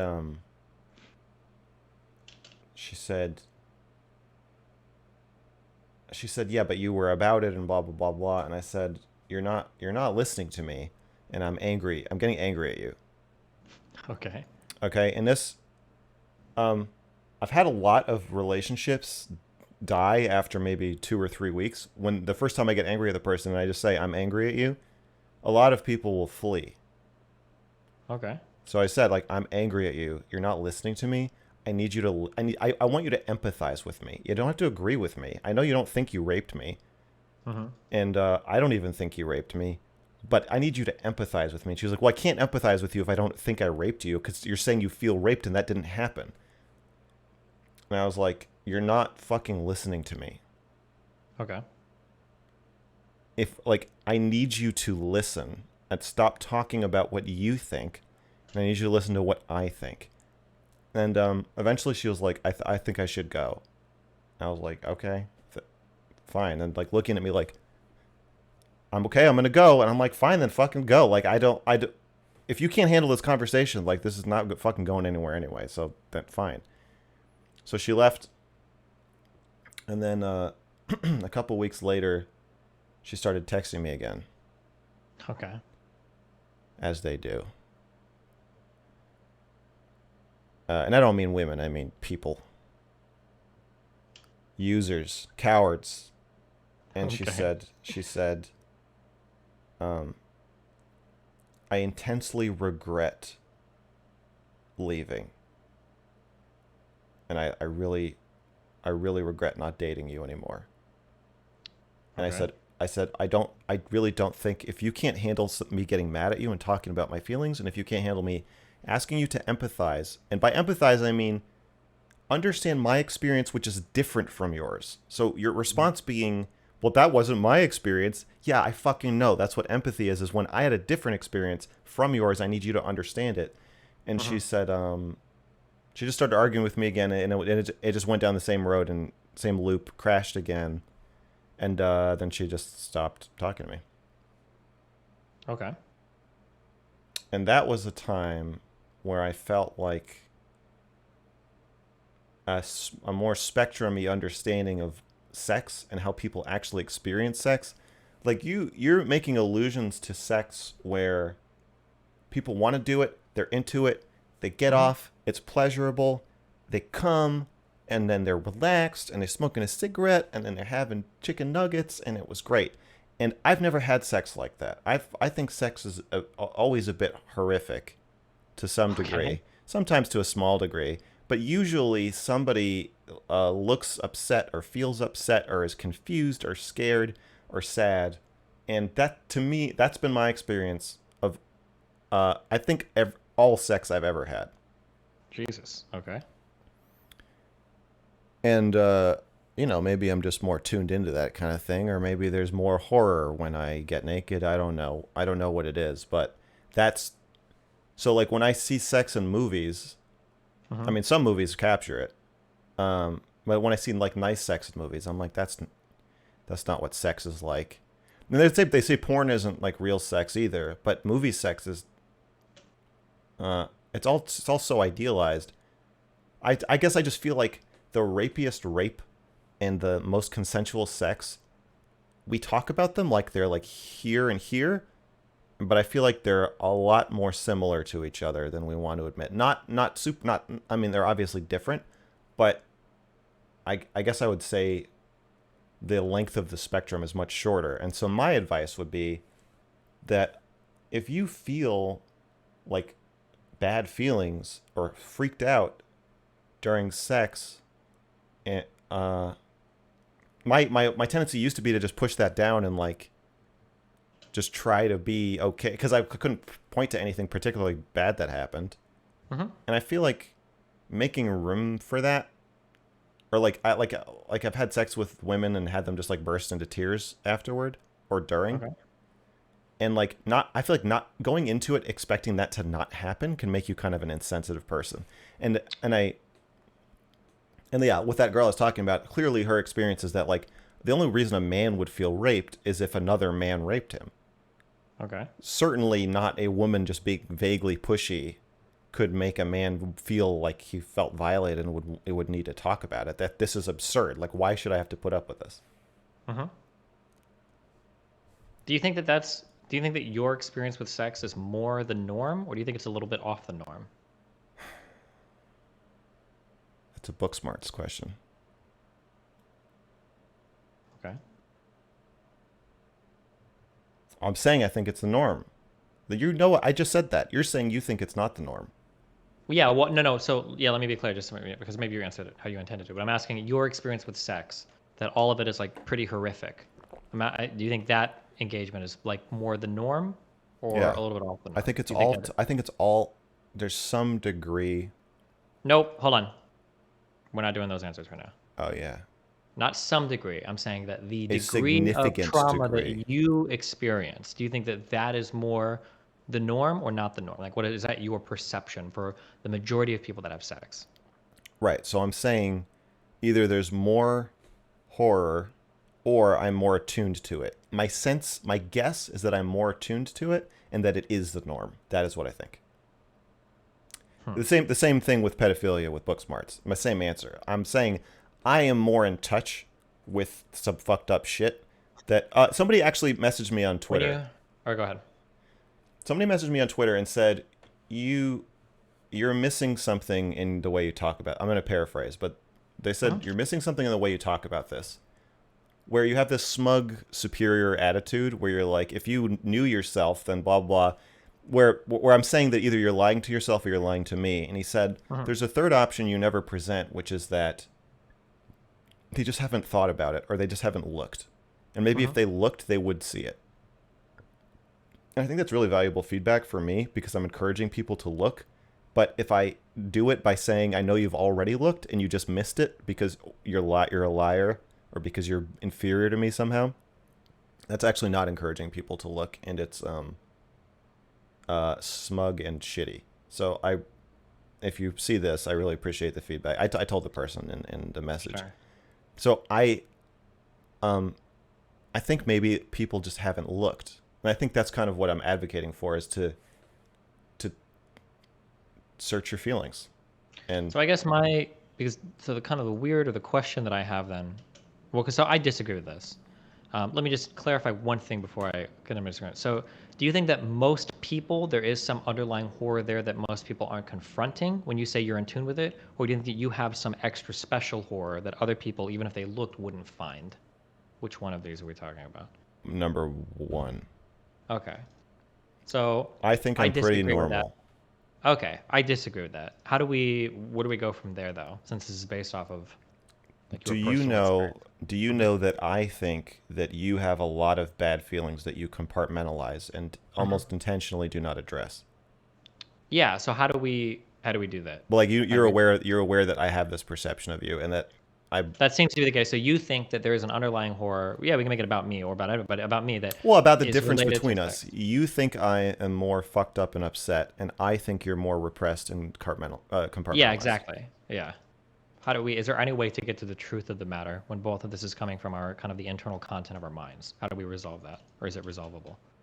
Well, um, I don't know that we need to because we might both agree that Do you think it's possible if you're right and I do have extra trauma or extra sex terror? Mhm. Um, do you think it's possible that there are people who have that but don't know it, It's possible, yeah. and that it's worth looking at? Yep. Okay, But I and also believe that I think that we can invoke trauma where there is none, though. I think that's a possibility by thinking about it. by telling somebody that there should be trauma and then making them feel a little strange that there's not. And I think you can invent trauma in people um, when that happens. I think that's Okay, possible. and I think that is a mechanism of compartmentalization to believe that if you think about something, it can it can create trauma. It's not just thinking about it, it's that you are telling somebody what to think about it. That's the difference. You're not just saying, search yourself for these feelings. Why You're saying, I am there saying is that. a deep seated sexual trauma that you're not confronting, and I need you to find it. There's a difference between telling somebody to look through a forest versus telling somebody to find a unicorn in a forest, right? Hmm. They look Hmm. hard enough, they'll find whatever it is they're looking for, theoretically, the forest of the mind, versus telling somebody to take a stroll through and just see what's there. I think these are two fundamentally different approaches to introspection. That's true. Do Sure. you For a agree? grounded example of this, you mentioned psychology.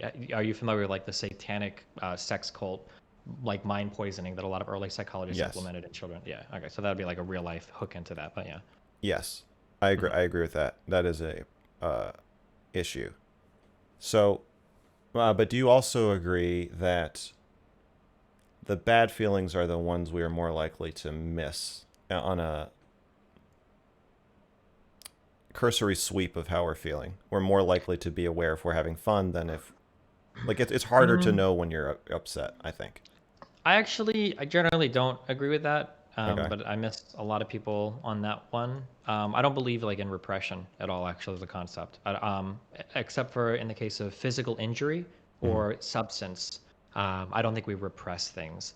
I think that there might be a highly cognitive process of trying to forget things, but I don't think that there's like a something horrible happened to my brain made me forget it to cope with it. I don't think that's a real thing. I think When I that is say exactly.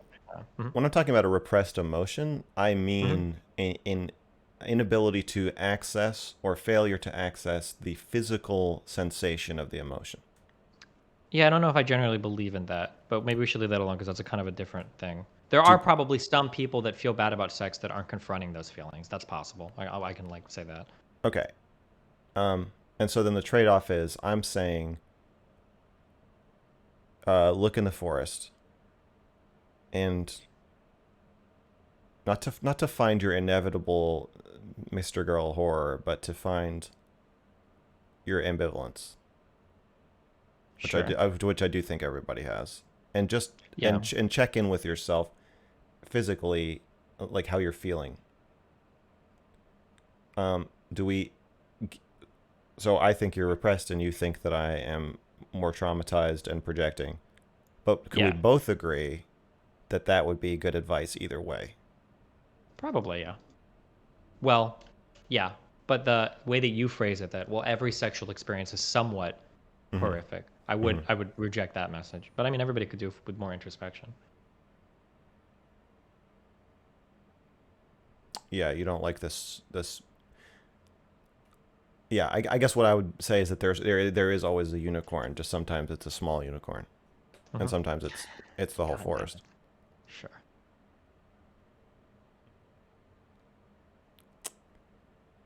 So that's I think that's my main advice. Okay. That's my practical application. And then and also as a listener, if you have sex with somebody and they say um, they burst into tears or freak out afterwards, that doesn't necessarily mean that something went horribly wrong. That they're just sad and maybe they just need you, or maybe they're mad at you or whatever. Like you might just need to talk about it. Um, Okay. I think I think if emotional expression about sexual experiences is more normalized, then it would be much easier to not have to feel like you have to hide, you go to the bathroom and like hide your outburst or feelings or whatever if that's what's happening. Mm-hmm.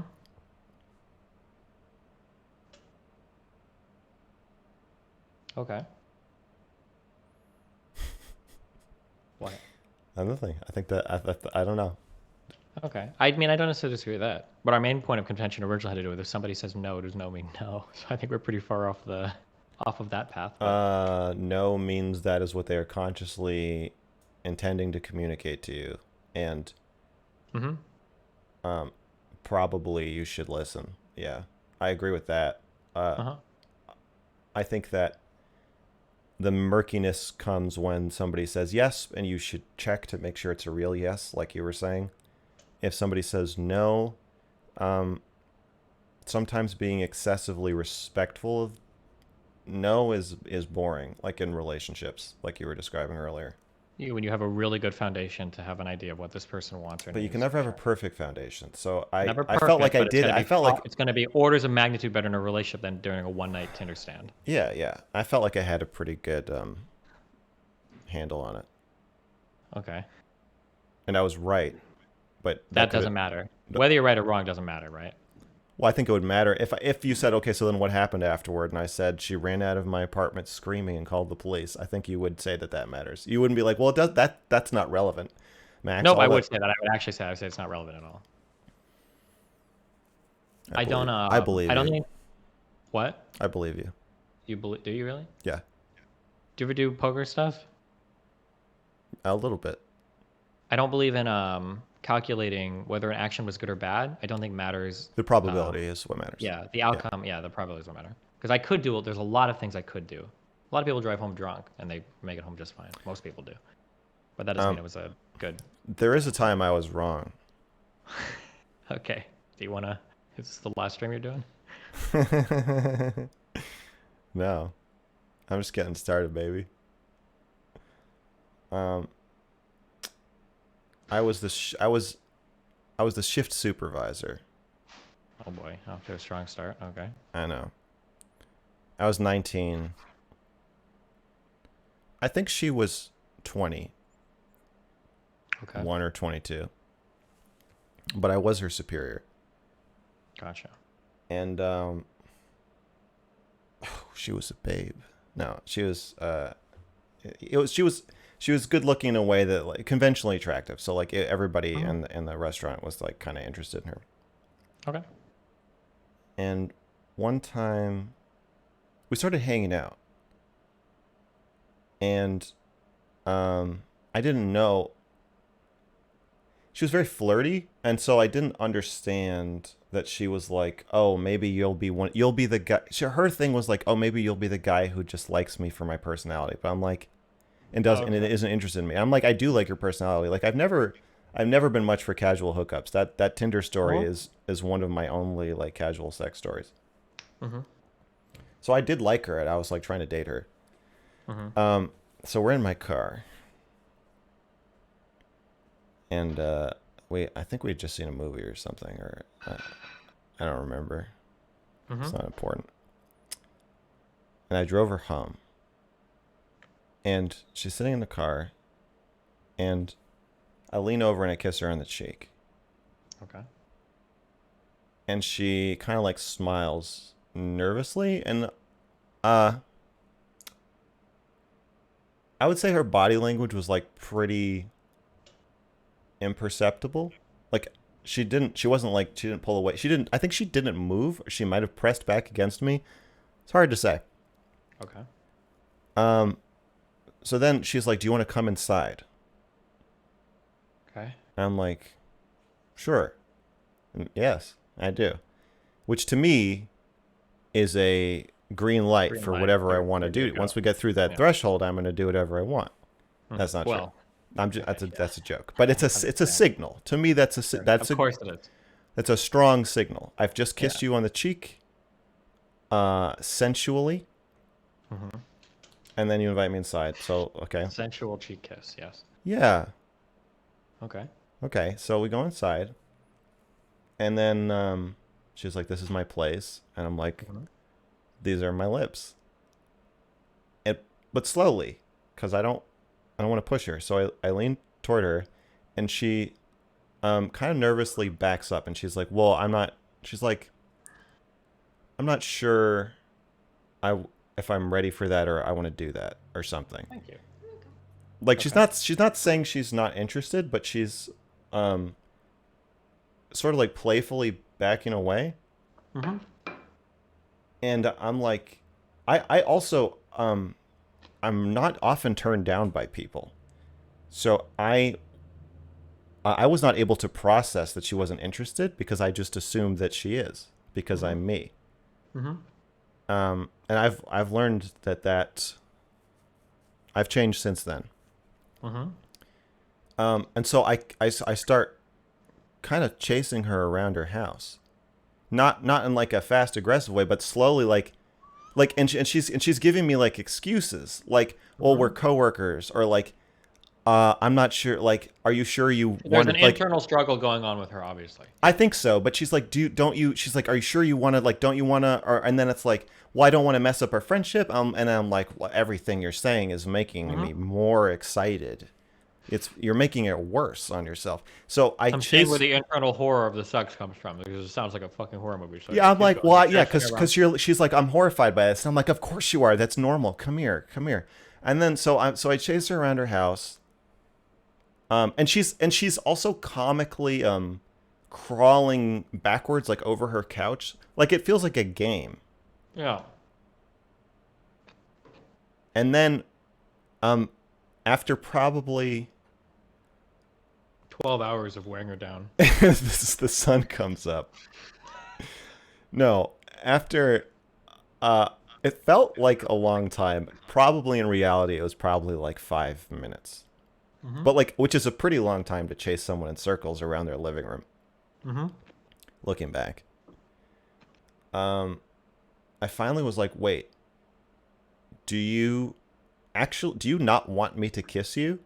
And she was like, no, I don't want you to kiss me. Mm-hmm. And I was like, why don't you just fucking say that? And she was like, I don't know. And I was like, are you like afraid I won't be friends with you or something? And she was like, I don't know. And I was like, oh, well, I don't, that's fine. I was like, I like, I don't really, I don't want to kiss that bad. Like, I don't care. Like, sure, well, we can be friends. And, I, it doesn't, like, it doesn't matter to me. And she was like, oh, okay, well, that's great. Then let's like just talk. And then we just like hung out, uh, and we were like friendly after that. Mm-hmm. I did want to date her, so I felt a little stung.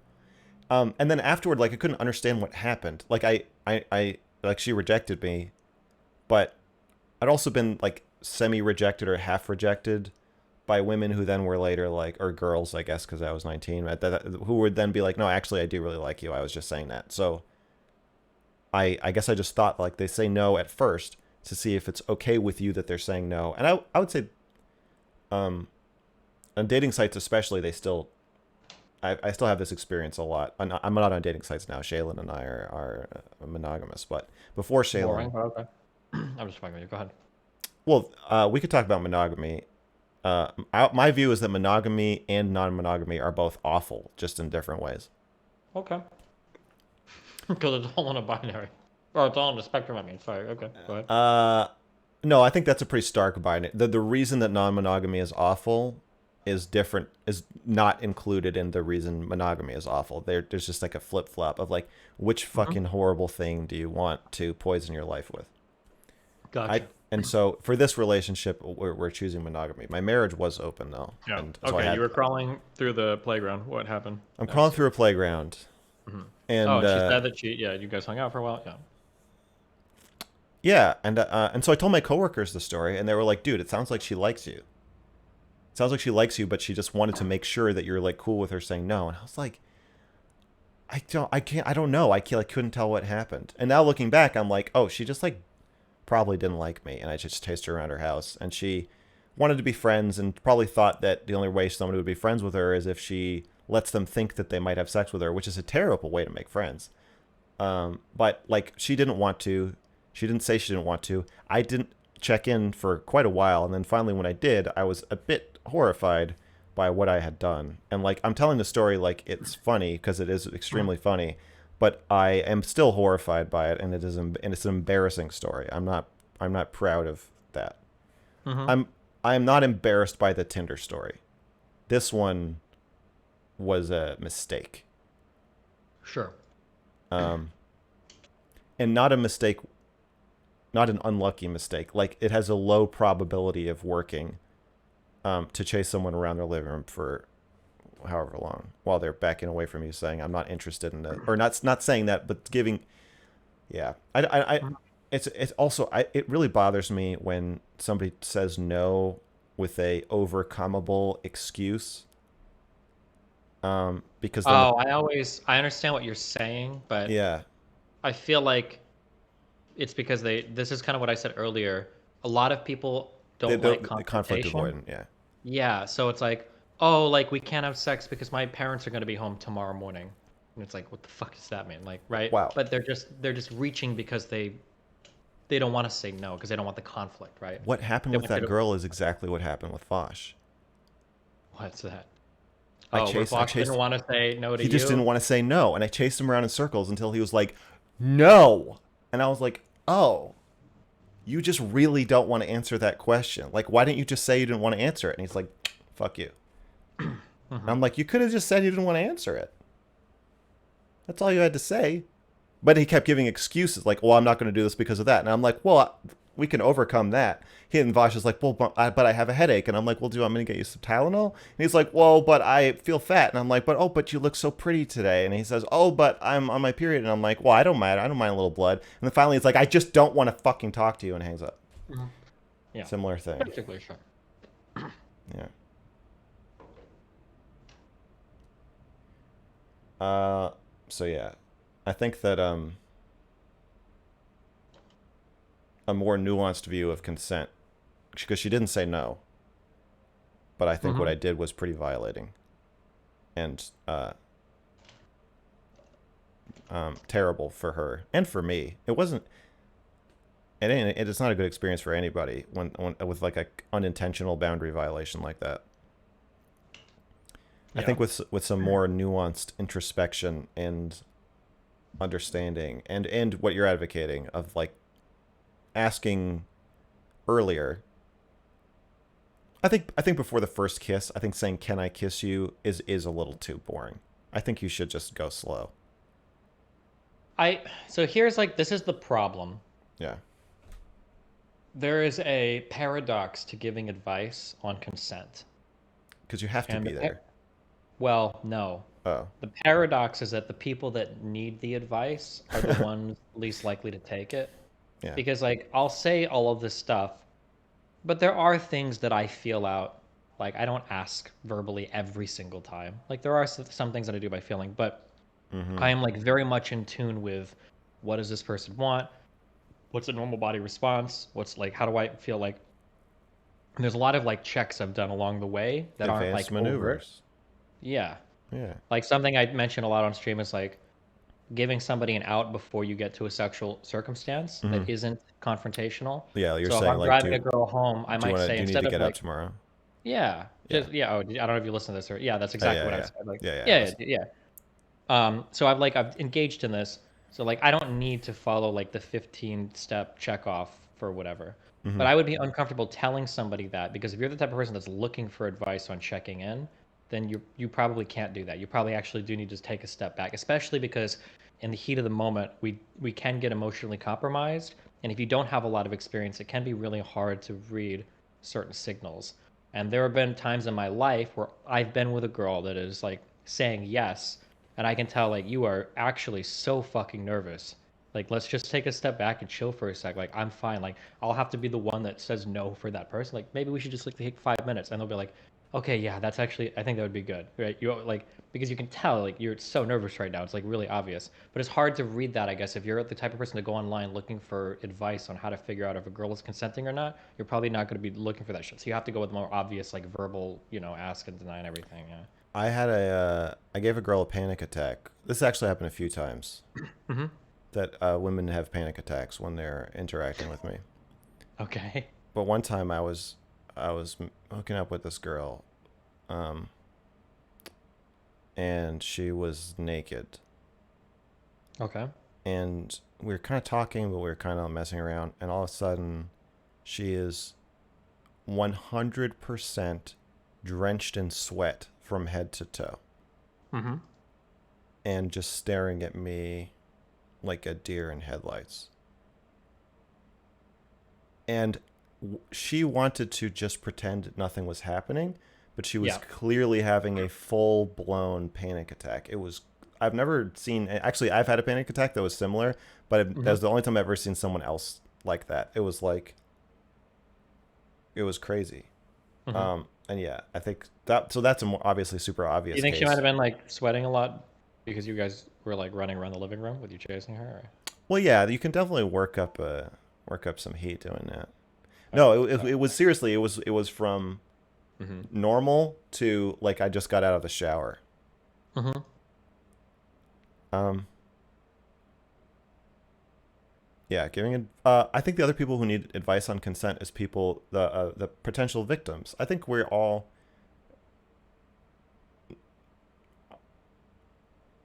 I think check if we all learn to check in with ourselves better. I think that's more ideal. Like a teaching, Mm-hmm. especially with men and women, if you're talking about like the woman usually being the victim of or the one who feels violated in like a college or high school situation, Mm-hmm. or any situation. Uh, I think that women need to Be more empowered to say no and feel okay about that. what are you, my fucking PR guy? Sure. Women Well, need to because be I saw more you like empowered to say women need no. to understand that if they get raped, there is some blame there, and if they can preempt that blame by taking responsibility to ward off a potential sexual assault, it would be better. I feel like you could just phrase it in the worst way possible. Sorry, yeah, go ahead. No, you can have it. Okay. Yeah, I do agree though that because it's like responsible as I'm trying to be, it can get frustrating at times. Like Yeah. I'm gonna be lying if I say that like I've never been like there are times where it's like I wish like why didn't you just tell me like an hour ago like you were in it like Jesus I would have just saved all the bullshit and we would just Yeah. like be chatting or we just go watch a movie like why the fuck did we waste so much Yeah. time So like I did and I'm never gonna say that but I do feel that sometimes like okay yeah I wish you but like there are reasons why obviously people are afraid of being super forward sometimes especially with men that yeah I don't even mean that women need to be empowered to say no. I think that women need to learn to know that they even want to say no. I think it can be hard to tell. mm-hmm. I think there are times where you should have said no and you convinced yourself that you didn't need to or didn't want to. And Mm-hmm. so you're advocating for a lot of men empathizing with women. And I think that that's good, but ideally everyone would be more empathetic with themselves. Yeah for sure I mean I talk about both ends you probably only see me talk about one because I'm looking at your video but something that I talk about with the current dating culture is that even though we're trying to become more equal in society, there are still some gendered norms that we map onto and still expect each other to follow really hardcore. Mm-hmm. And one of those is that for men to chase. Men oftentimes have to ask for the first date. Men oftentimes need to make the first move sexually. Mm-hmm. Men oftentimes need to lead the sexual interaction. And that when you're telling a guy that he needs to chase, and this is his role, there are going to be times when guys push too far because that's what they've been told to do is you're like the predator, you're the chaser. So that's going to happen. And to act so shocked and surprised that every now and then a guy goes over the line, it's like, well, I mean, this is the role you've assigned them. It's never going to Aggressor. happen with a woman, like very rarely. Like, Yeah. I can't not to say that it can happen with a woman, but it's very rare it's going to I happen think with it a woman. happens with a woman all the time, but for the opposite reason, where they assume they can't be the aggressor. Maybe, yeah, that could be. But yeah, so I mean, I'm just saying I do talk about it from both ends. It just depends on whose content I'm addressing. And you're giving me content from a man's perspective, so I'm critiquing it from a man's perspective, right? Yeah. I guess. I mean, one of the stories I told was from from me feeling victimized, but yeah. Mm-hmm. Sure.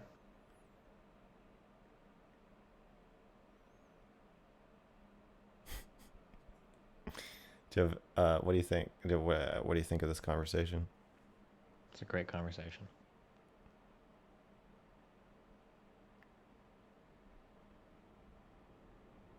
I think so too. Cool. Is there anything else you wanted to go over? Um.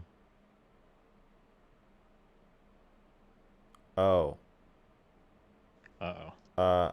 Shaylin asked me if I'm a successful streamer, when are we gonna get a maid?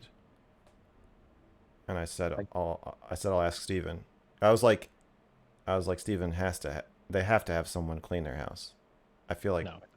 you don't. It's no. What Most do you? streamers do. What? Most streamers do, but I don't. But not you. See, I um I don't want someone to clean my house. Is it? Do you feel like weird about it, or you just don't want someone in your house? I think we can keep up. I'd rather get somebody to fucking cook food for me. That's the one thing I'm hoping to get this year. Yeah. Because I think getting real meals is probably way better for. It is way better for you than ordering Sandwich. DoorDash and all that shit. Sandwiches. Well, sandwiches are even way better than, or because the temptation is to start ordering food. Yeah. Okay. Would you ever actually hire a personal chef? Absolutely. I want to this year. That's like a goal. I Okay. would pay money for that. Yeah. But Not like cleaning. something ultra fancy. Just somebody to come and like make a like food every day would But be you feel like sick as fuck. cleaning is not a chore. I just I'm a very minimalistic person. I don't make very many messes. Like I'm a pretty clean. I don't like shit all over or pee all over my toilet or like any dumb shit like Mm. that. So I Mm. just don't really feel the need. Like the biggest messes we've had recently are just all the boxes from like IKEA and everything. So Yeah. Shaylin, when she uses a paper towel, she'll just fold it up and leave it on the counter. that's pretty bad of Shaylin. She should be pretty ashamed of herself. I think she will be now that you said that. Okay. Well, that was my only other question. I think. Anything Okay. else you want to discuss? Um, no, I don't think so. Did you settle on a stream time or a weekly thing you wanted to do or a bi-weekly thing? Yeah. So weekly, I'm going to do advice and confessions with Mr. Girl, and that's going to be Sundays. Tomorrow, it's Mm-hmm. going to be at 5 Pacific, but I think I'm going to move it to uh, whatever you suggested I move it to. I think it was um, I can't remember. I think you said Whatever. I think you said 3 Eastern. So what is 8 Pacific is what it is tomorrow, but normally it will be fuck 8 Eastern. Uh-huh. But the following week, I think I'm going to move it to 3 Eastern. Wow. Okay. That was confusing. Yeah, I'm going to do the weekly show, people calling in and asking for advice and just talk. I think having intimate conversations, because I think if every single stream I'm on is me saying some shit about, you know, Cuties or yeah, like I don't want my own Twitch channel to just be that. for sure. And I think that I'm good at listening. And there isn't much of an opportunity to do that in those other more heated discussions. Do you feel like you have a good perspective from which you can give advice to other people? Do you ever worry about that? No. Okay. That's fair. I worry about it in a sense that, like, I think everyone has a very limited perspective colored by their own problems.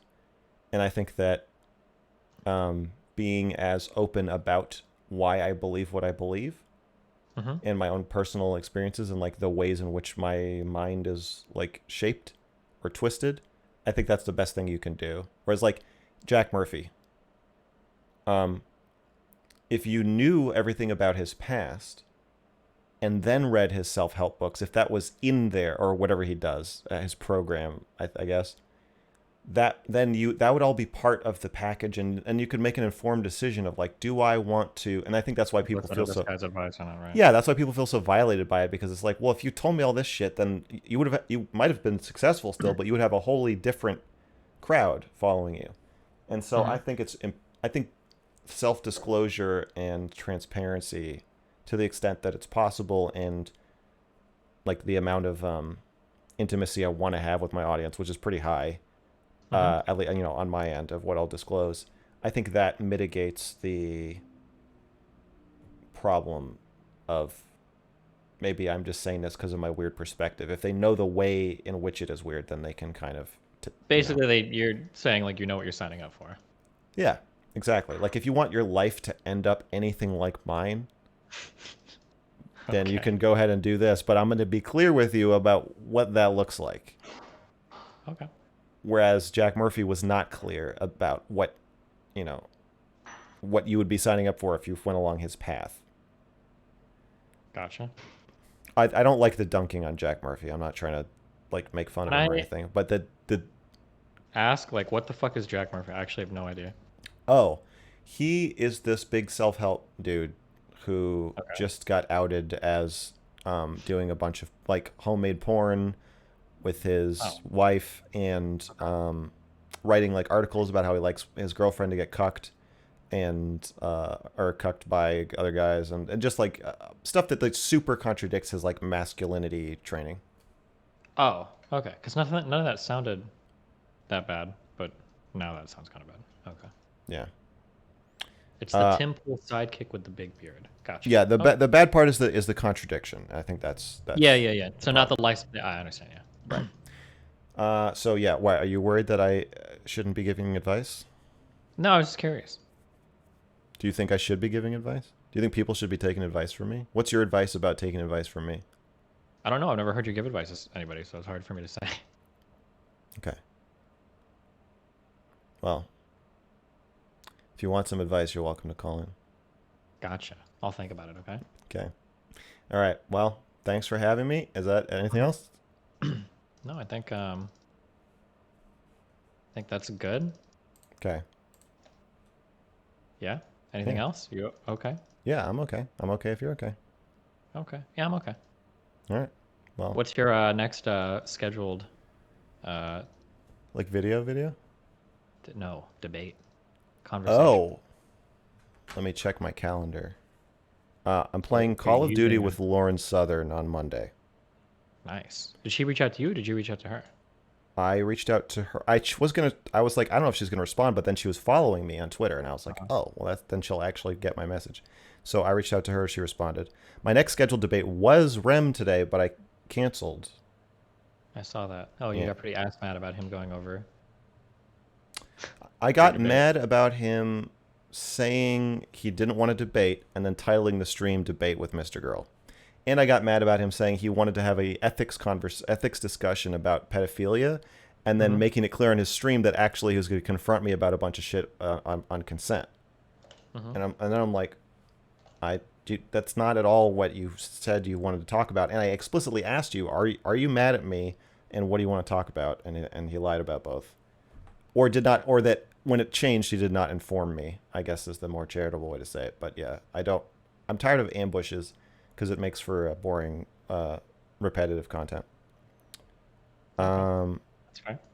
Wicked Supreme Tuesday. He's a really cool dude. You'll have a good time with him. Okay, yeah, that's my sense. Rhizome Friday. Don't know who that guy is. He was Man, on you're the really just making the rounds. yeah. Um, and then on Stardust's panel next Saturday.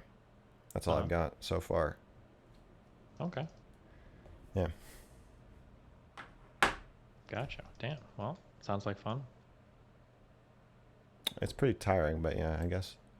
Mm-hmm. Yeah. What's your next planned video going to be over? Um, it's going to be a review, an introspective review of the game Cookie Clicker. Really? Yeah, I look forward to that. I was addicted to that game for a while. me too.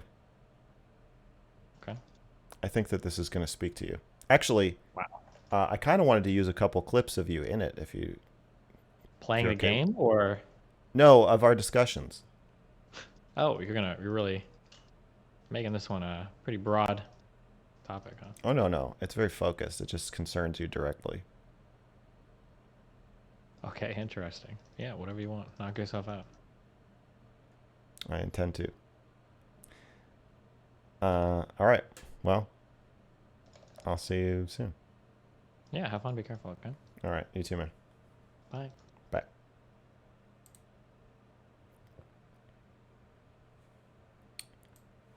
Rhizome is new and good. Yeah, I got along with him. Uh, Destiny's a cookie clicker. Oh yeah, I'm not surprised at all.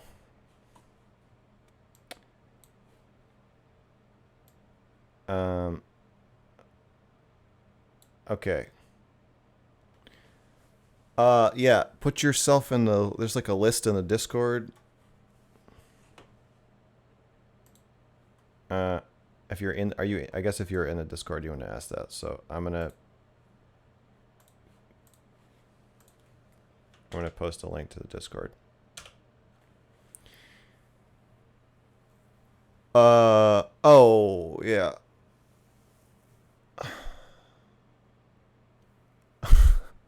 Thanks for the rating. The advice and confessions is tomorrow. It's on my Twitch schedule. It's tomorrow at 8 EST, 8 Eastern. You showed your girlfriend my music and she really enjoyed it. Well, I'm glad to hear that. Yeah, join the Discord if you like. I plan on doing content outside just straight discussions. You mean content on Twitch? I don't know. I will be posting. I have an alternate YouTube channel called mrgirl Returns, and I'm going to start posting streams on there. But I'm just doing so many streams and working on this video. I'm very bit overwhelmed at the moment with managing all this. So they'll be up there sooner or later. It's also my alt channel in case my main gets banned. I'm not trying to circumvent TOS, but I don't really break TOS, so if my main gets banned, it'll be because of like spamming. Do I meditate? No. I should though. I'm not gonna do a gym stream. Trans videos. You want to see me have convos about gender? Well, the trans videos, the gender narrative. There's like under 7, like hour plus interviews, and then I talked about it with Rose Wrist, and I talked about it with Destiny. That's a lot of. I don't know that now is a good time. I don't know that I have much more to say about it really for now. I think I might at some point. Last of Us stream. I'm thinking about it. I chose the worst woman to rehab my image with, Lauren Southern. Yeah, I guess we're gonna have to figure. I'm gonna have to. Some people are saying she's a white supremacist, so I think I'm gonna have to like determine whether that's true or not. Because what if she's trying to rehab her image with me just because I'm a Jew?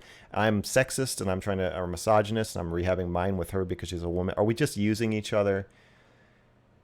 You know, I think we should be upfront about.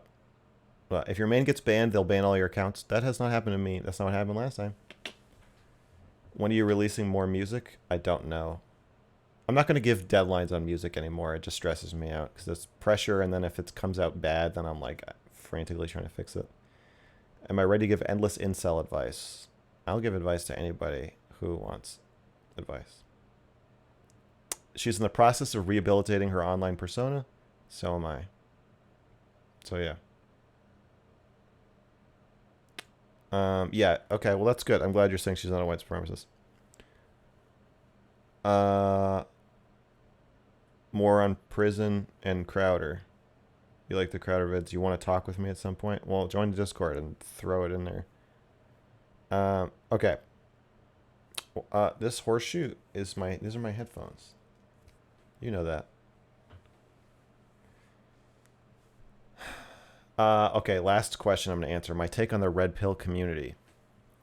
The red pill community is all about like independence from women, right? Like we don't need them. You men going their own way. Is that right? Am I understanding that correctly?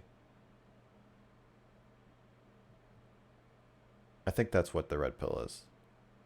I think that it's a pendulum swing against the way that we are kind of too nice to women and treat them like children, and men don't want to parent them and like take care of them. Some people are saying yes and no. Yeah, men going their own way. Am I confused? Am I conflating that with the red pill?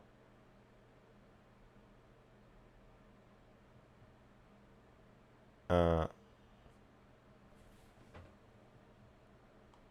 Oh, wait, Melina. Oh, hey, Melina. What is she saying? Why is it not possible to sub? Oh, yeah. I think this is only my 5th stream. I have to stream 7 times in order to be an affiliate. Hello. Nice to meet you, other than seeing you in the background in some of these streams. And welcome. And thank you.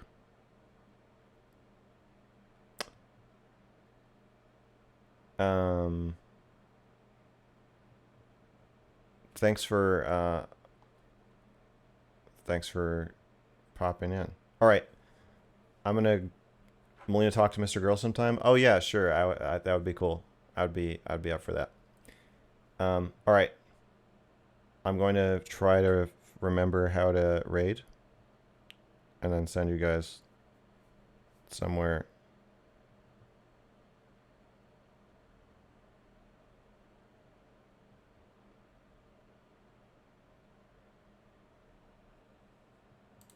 You? Yeah, yeah, sure. Yeah. That would be cool. Oh, Melina's brutal? I don't know. I'm pretty sensitive. Rate a random channel. You know what? I'm gonna raid Rhizome.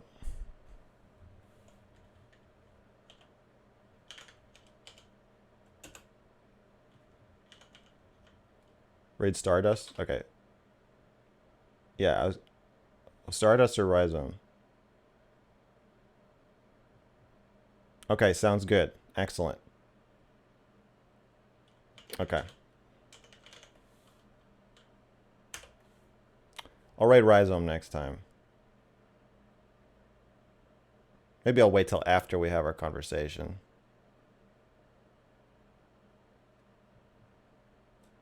All right. Have fun, guys.